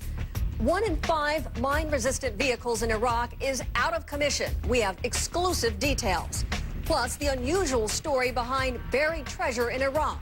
The connection to Saddam Hussein's son. You can be free to live your life and still manage your diabetes with Freestyle blood glucose meters. And right now, you can get a free meter and starter test strips just by calling. With the latest Freestyle meters, there's no inconvenient coding. Just give the world's smallest blood sample to get the results you need. Call for a Freestyle meter that fits your life, like the new Freestyle Freedom Light meter. Easy to read and use so you can live more freely. Call for your free meter today, because freedom never goes out of style. Did you know, back in 1970, we imported 24% of our oil, and by 1990, it was 42%. Today, it's almost 70% and climbing every minute. Over $700 billion are leaving this country to foreign nations every year. That's 4 times the cost of the Iraqi war, and it's killing our economy. It'll be the largest transfer of wealth in the history of mankind. We don't need any more talk. We need action, and we need a plan. And it's got to be the top priority of the next president and the next Congress. I'm T. Boone Pickens.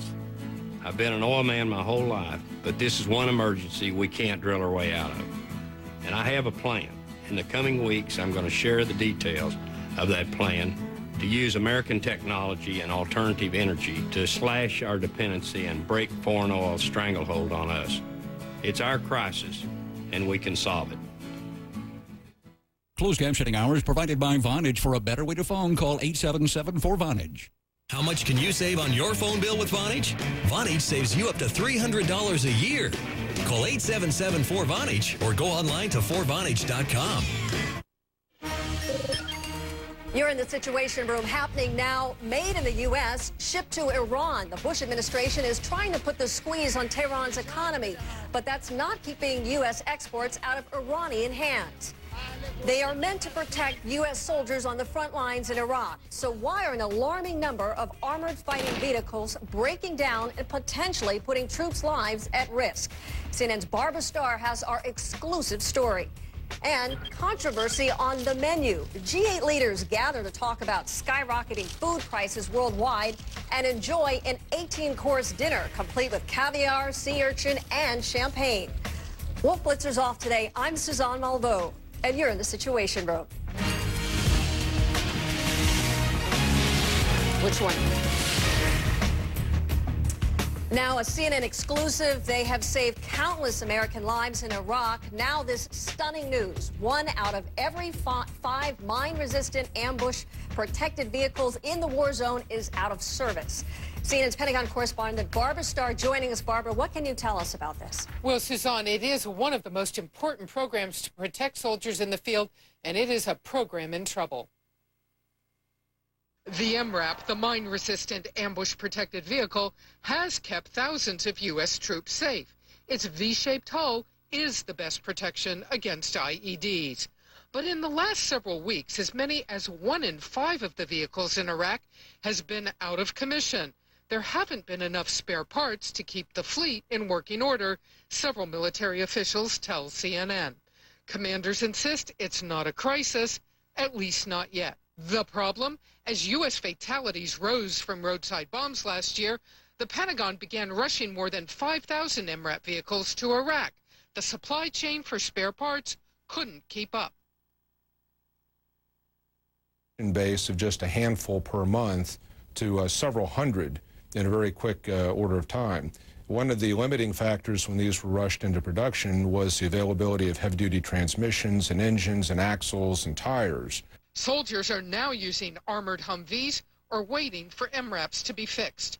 The Pentagon predicted much of this last year. This is an extremely aggressive program, and the Defense Department is accepting risk here.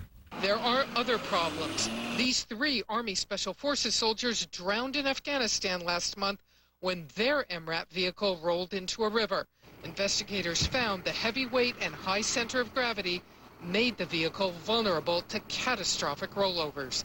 The Pentagon still plans to spend $22 billion to eventually put 12,000 MRAPs on the front lines.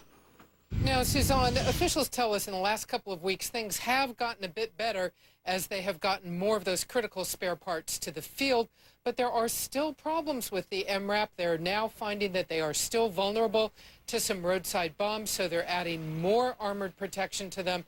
This is a program that is so sensitive, very little is openly discussed about it by the U.S. military. Suzanne? Barbara, I wonder if they are talking about any kind of timetable when they're really going to be able to address the problem, or no? Well, it's going to be several weeks to months before they really get that full supply parts chain into place. Think of it this way, Suzanne. As one official said to us, if you had a Caterpillar tractor or you bought a Honda or something very commonly used in the world and it ran into trouble, you'd have a spare parts chain, a supply store nearby. But the MRAP was really built from scratch, so they didn't have that kind of sort of military muscle power behind it on the factory floor. They're still playing catch up. It's still something they're looking at very closely, Suzanne. Okay, Barbara Starr, thanks so much for that exclusive report. Thank you, Barbara. There has been little love lost between the Bush administration and Iran's hardline government. But even so, U.S. exports to Iran are booming. Let's go to CNN State Department correspondent Zain Verji. Zain? Suzanne, the State Department just announced new restrictions against Iranian individuals and companies, accusing them of trying to help Iran develop nuclear weapons. But some American businesses are dealing with Iran. The Bush administration is trying to squeeze Iran's economy. At the same time, U.S. businesses are boosting trade with Iran. According to U.S. government data, over the past 7 years, exports to Iran exploded from $8.3 million in 2001 to $146 million in 2007. The dollar figures are insignificant when you compare it to the hundreds of billions of dollars that the United States trades with the rest of the world. The biggest export, cigarettes, about $158 million over the 7-year period, but also products like vegetable seeds, vitamins, even bras and cosmetics. Iranians still love America and American-made products. Those exports coming mainly from companies in Georgia, North Carolina, Michigan, Florida, and California. A U.S. law passed in 2000 does allow the sale of agricultural goods and medicine to Iran, which partly explains the boost in exports.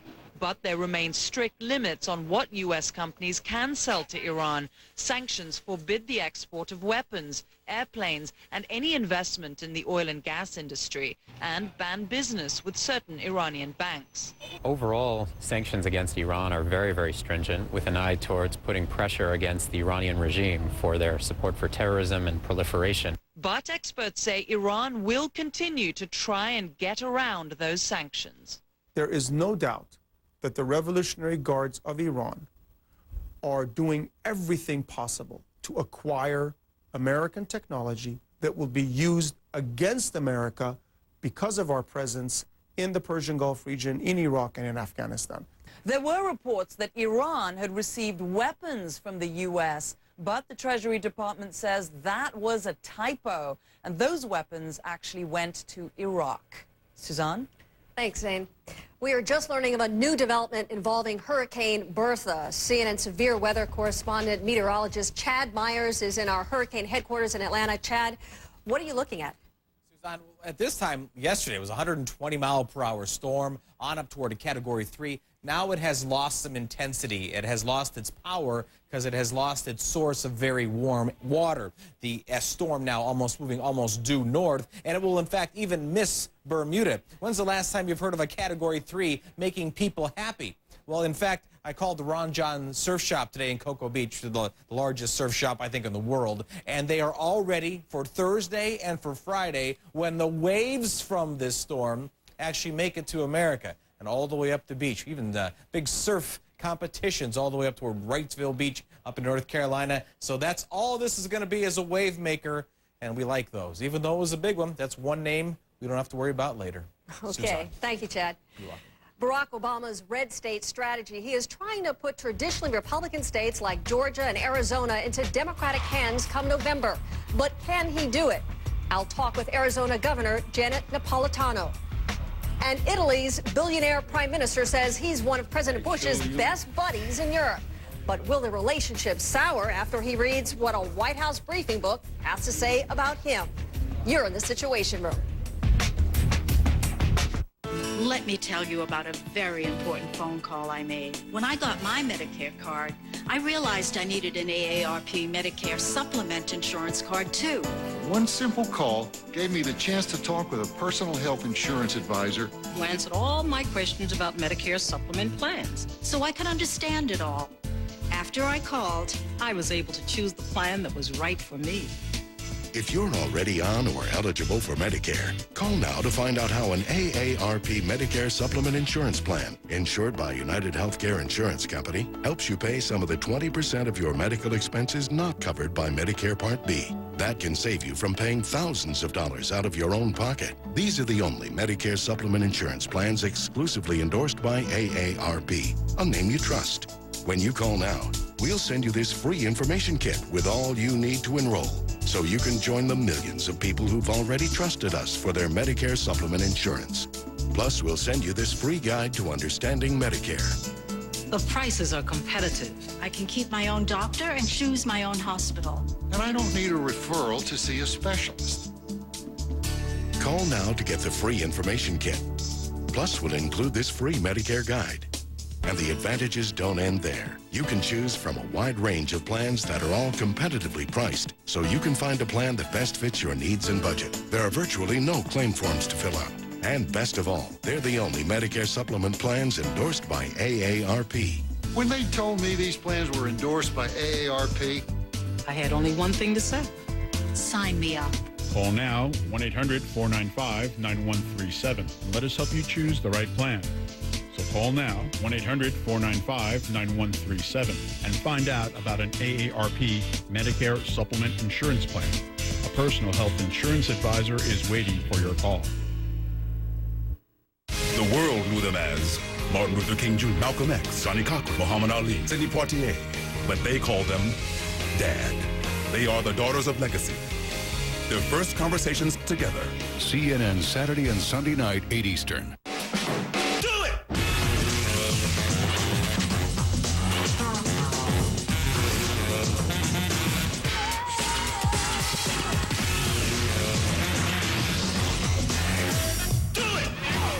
From the network that brought you the award-winning God's Warriors, Planet in Peril. Now, an unprecedented CNN investigation, Black in America. I think all of America will get a good picture of what it's like to be black in this country, for good and for bad. Success, struggle, pain, and pride. What does it mean today to be Black in America? July 23rd and 24th on CNN. Barack Obama is making a big push in some unexpected places, states that voted solidly Republican just 4 years ago. CNN's Tom Furman takes us inside the campaign's strategy. Tom? Suzanne, Obama said he was going to do this, and indeed he is. He is striking deeply into traditionally Republican territory, hoping to snap up some red state votes. It's good to be in Georgia. Georgia? That's right. President Bush won the state by 16 points 4 years ago, but Barack Obama was campaigning there last night and this morning, too. And he's up with ads in the state, spending $200,000 on TV time over the past month. And if I have the honor of taking the oath of office as president, it will be with a deep and abiding faith in the country I love. But does Obama seriously have a chance in the Deep South? Georgia is a very red state, but if African Americans register to vote and turn out in huge numbers, as Obama expects them to do, and number two, if Bob Barr, a former congressman from Georgia, gets a significant vote and cuts into McCain's support, then boom, Georgia is a competitive state. Even if Obama does not win Georgia's 15 electoral votes, he'll make McCain work hard for a victory in the state. Barack Obama doesn't even have to win Georgia. He just has to force John McCain to spend time and money in that state, which would take him away from campaigning in some of the battleground states he needs to win in order to win in November. And it's not just Georgia. Montanans, I'm proud to be with you on the 4th of July. And he was in North Dakota the day before. President Bush took both states in landslides 4 years ago. But Obama is optimistic. I'm a firm believer that 90% of success is showing up. And Democrats haven't been showing up in these places. In the end, it all comes down to money. The candidate with the most money is better positioned to fight across a broad front in many, many states. And right now, the candidate with the most money is Barack Obama. Suzanne? Thanks, Tom. Obama has a big booster in one of those 2004 red states, Arizona. Democratic Governor Janet Napolitano joins us live. Thank you so much for joining us here in the Situation Room. Well, thank you. I want to start off by showing you a CNN Opinion Research Corporation poll. It asks about the fence along 700 miles of the U.S. border with Mexico. Those who favor it, 52%. Those who oppose, 47%. Now listen to what Barack Obama said at the CNN debate in Texas during the primary. Senator Clinton indicated there may be areas where it makes sense to have some fencing, but for the most part, having border patrols, surveillance, deploying effective technology, that's going to be the better approach. You're from the state of Arizona. Obviously, a lot of conservatives pushing for the border fence there, for something that is comprehensive, but also they really are emphasizing protection. What does Barack Obama need to say to the voters of your state to convince them that his policy is on the right track?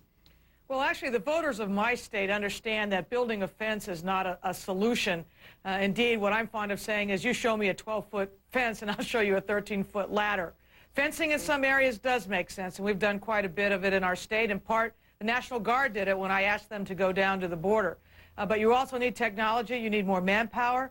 You need to deal with visa reform so that we have more people crossing legally through the ports, and you need to streamline that process.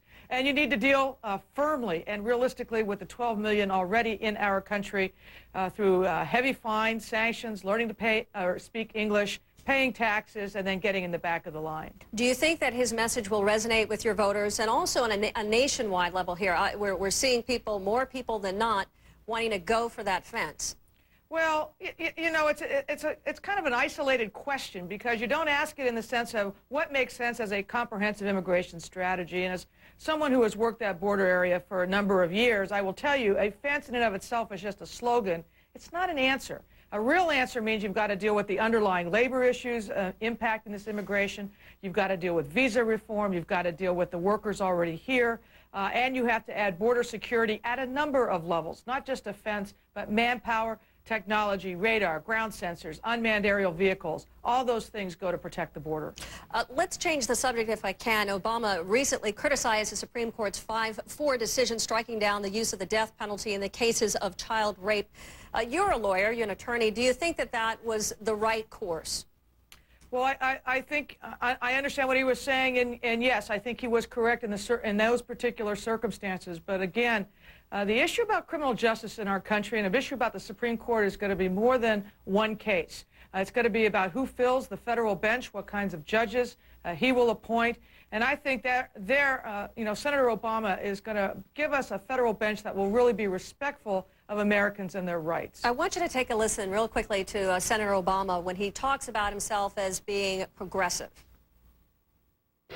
This whole notion that I am, shifting to the center or that I'm flip-flopping or this or that or the other. The people who say this apparently haven't been listening to me. And I have to say, some of it are my friends on the left and in some of the media. I am somebody who is no doubt progressive. What do you suppose he means by that, progressive? Is there a sense that looking at some of the positions that he has taken regarding the Supreme Court's recent decisions, that perhaps he's going to look at justices that are a little bit more conservative than people are expecting? Well, I think it means he's got to reject some of these old labels, conservative, liberal. What does that really mean in the context of the United States Supreme Court, in the context of a federal judge? Indeed, our history teaches us that just appointing by label oftentimes surprises more than anything else. He's going to look for people who are intelligent, thoughtful, have life experiences that they can bring to bear to the court, will be very fair-minded, and judge the dispute before them. What do you think he meant by progressive? I think he means moving our country forward. It's just like your earlier piece about, well, there are these red states and blue states. And his whole campaign is, no, there are not. There are states. They're all occupied by Americans, and I'm going to talk to all of them. All right, Governor, thank you so much for joining us here in the Situation Room. Thank you. The White House race winds through Israel. Barack Obama tries to win over Israelis and hopes their support will help him with American voters. And some battered vintage cars are priceless treasure for Iraq, and a relic of Saddam Hussein's regime now gone. You're in the Situation Room.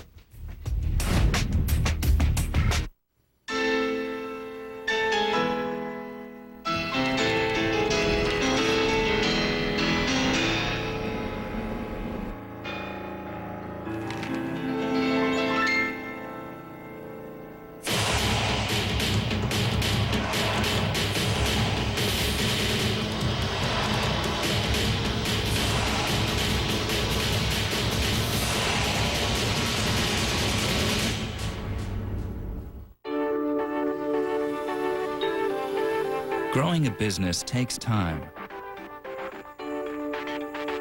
But if you're distracted with little problems, you're not focused on the big picture. Quest provides integrated voice, data, and network solutions, giving you time back to make sure your business can reach its potential. Get Quest. Get nimble. Larry King Tonight. Christy Brinkley divorce exclusive. Attorneys for the supermodel and her estranged husband square off. Larry King Live. CNN Tonight, 9 Eastern. Why do people love the service at Scottrade? Because whenever I call, I get my local office and not some faraway call center. we're here for you.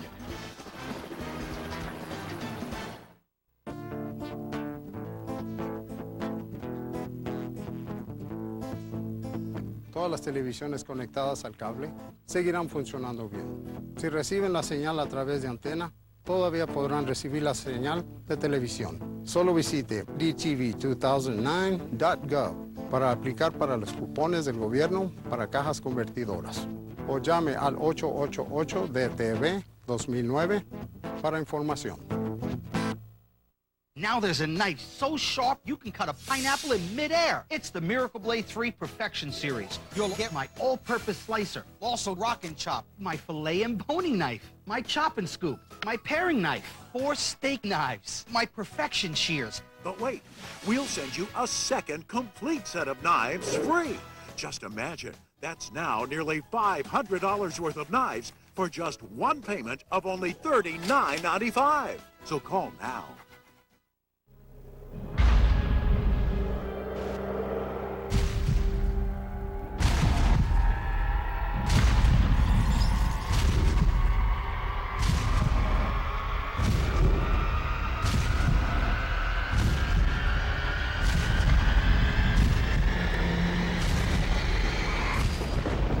Affliction Band.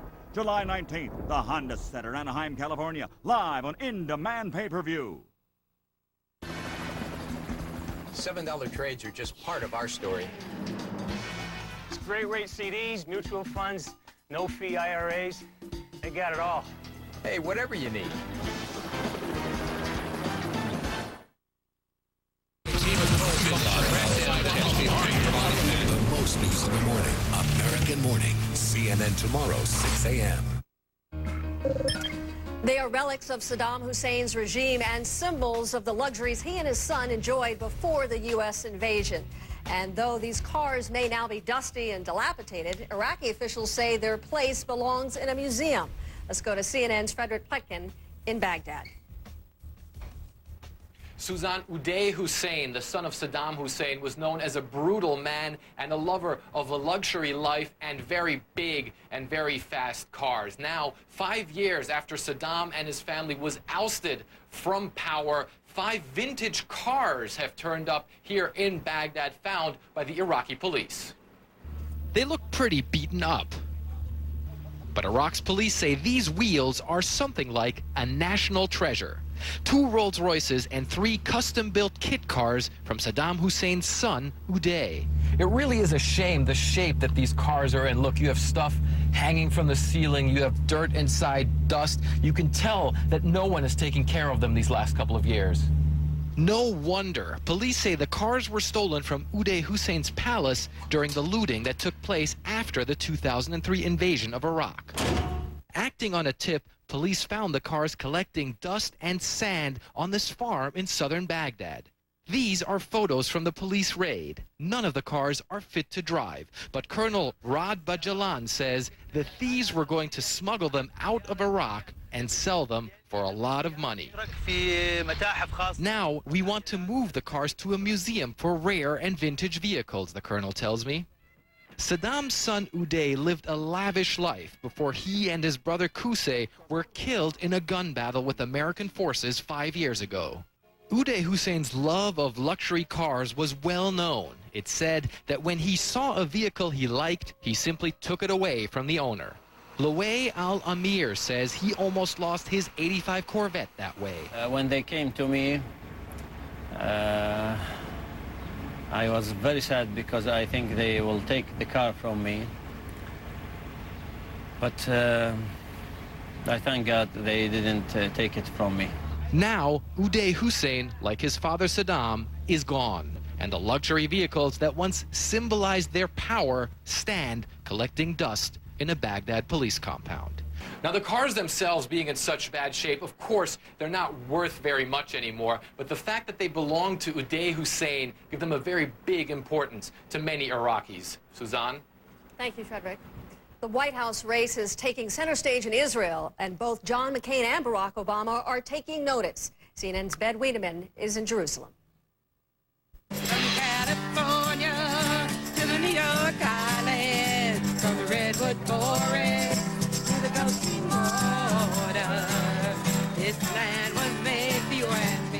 Actually, this is the land of Israel, and these are American residents registering to vote.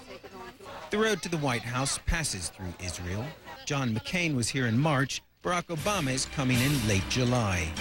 Both have their supporters. What do you like about Obama? What do I like about Obama? He's sharp. He's smart. He learns fast. McCain, he's definitely very pro-Israel, like Bush is. I think we can see better decisions made by him. In a country where things American are popular, the presidential campaign is followed closely. Opinion polls here indicate McCain is more popular, but Obama is catching up. Because Barack Obama is not from the elite. He's a black man. He comes from the, not from the rich liar of the population in the state. And I like men like that. By the way, he means lawyer, not liar. Obama's family background and his stated willingness to meet with Iranian President Mahmoud Ahmadinejad have raised some doubts. What his connections are with the Islamic world, yes, this is a worry. With a decent level of popularity here, Obama could pass an important taste test. So if Obama can go to the Jewish public in America and say, look, many Israelis support me, maybe not a majority, but very close to the same amount as support McCain, as he can say, I'm decent, I'm kosher, I'm okay, you can vote for me. Both presumptive candidates say they support the creation of a Palestinian state, but both have spared no effort to declare their unwavering support for Israel. Whoever wins, Israel will probably come out on top. Ben Wiedemann, CNN, Jerusalem. In the midst of a troubled conflict, a bipartisan call to change the politics of war. Two former secretaries of state have a plan. Will Congress end up with more power? Plus, the diplomatic gaffe that left the White House red-faced.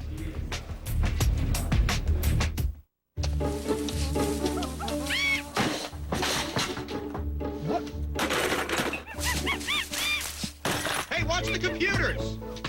Come on, guys. The island's big enough for all of us. That's it. Truce! Need new technology? Get the HP LaserJet multifunction printer with a manufacturer's speed rating of up to 24 pages per minute. For the latest in HP printers, visit cdw.com.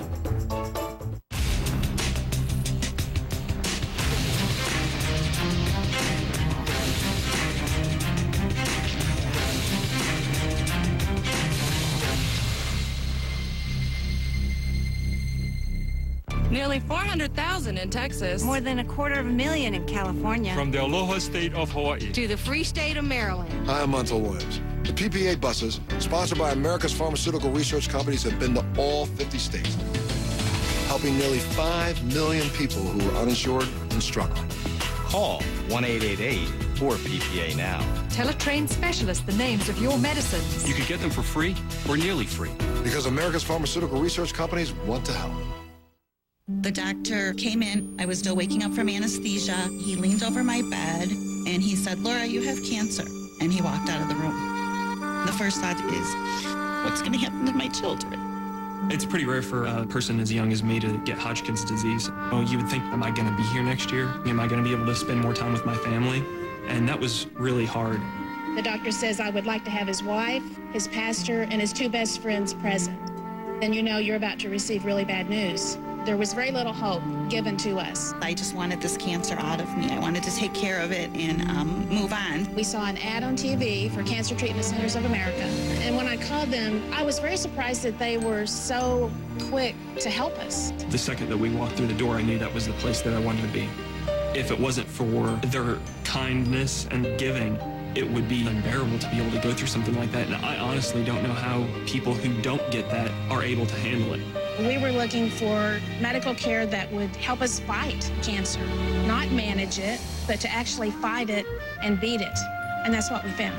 Most people thought that that was a death sentence. I knew that I wanted to fight this. I knew I wasn't going to let that happen to me. If you're a winner and you're a fighter and you're strong, you're going to stay that way. Your mental makeup, your attitude, that you've taken your whole life with you, you're going to keep that attitude. I said, let's just do it, and let me go on with my life. Our cancer information specialists are here for you day and night. Call now and they'll send you this free DVD showing you a revolutionary way to fight cancer that combines state-of-the-art medicine and unique therapies with the most compassionate care you'll experience anywhere. Cancer Treatment Centers of America is the way of the future. Patients are now taking control of their own healthcare destiny.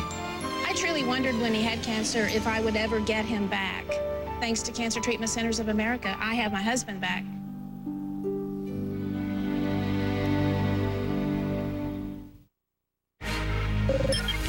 If a former top advisor to President Bush gets his way, we just might see a critical difference in how the United States goes to war. Well, let's go to CNN's Brianna Keeler for the details. Brianna, what can you tell us? Suzanne, this is a bipartisan plan, and it's all about finding common ground between Congress and the president.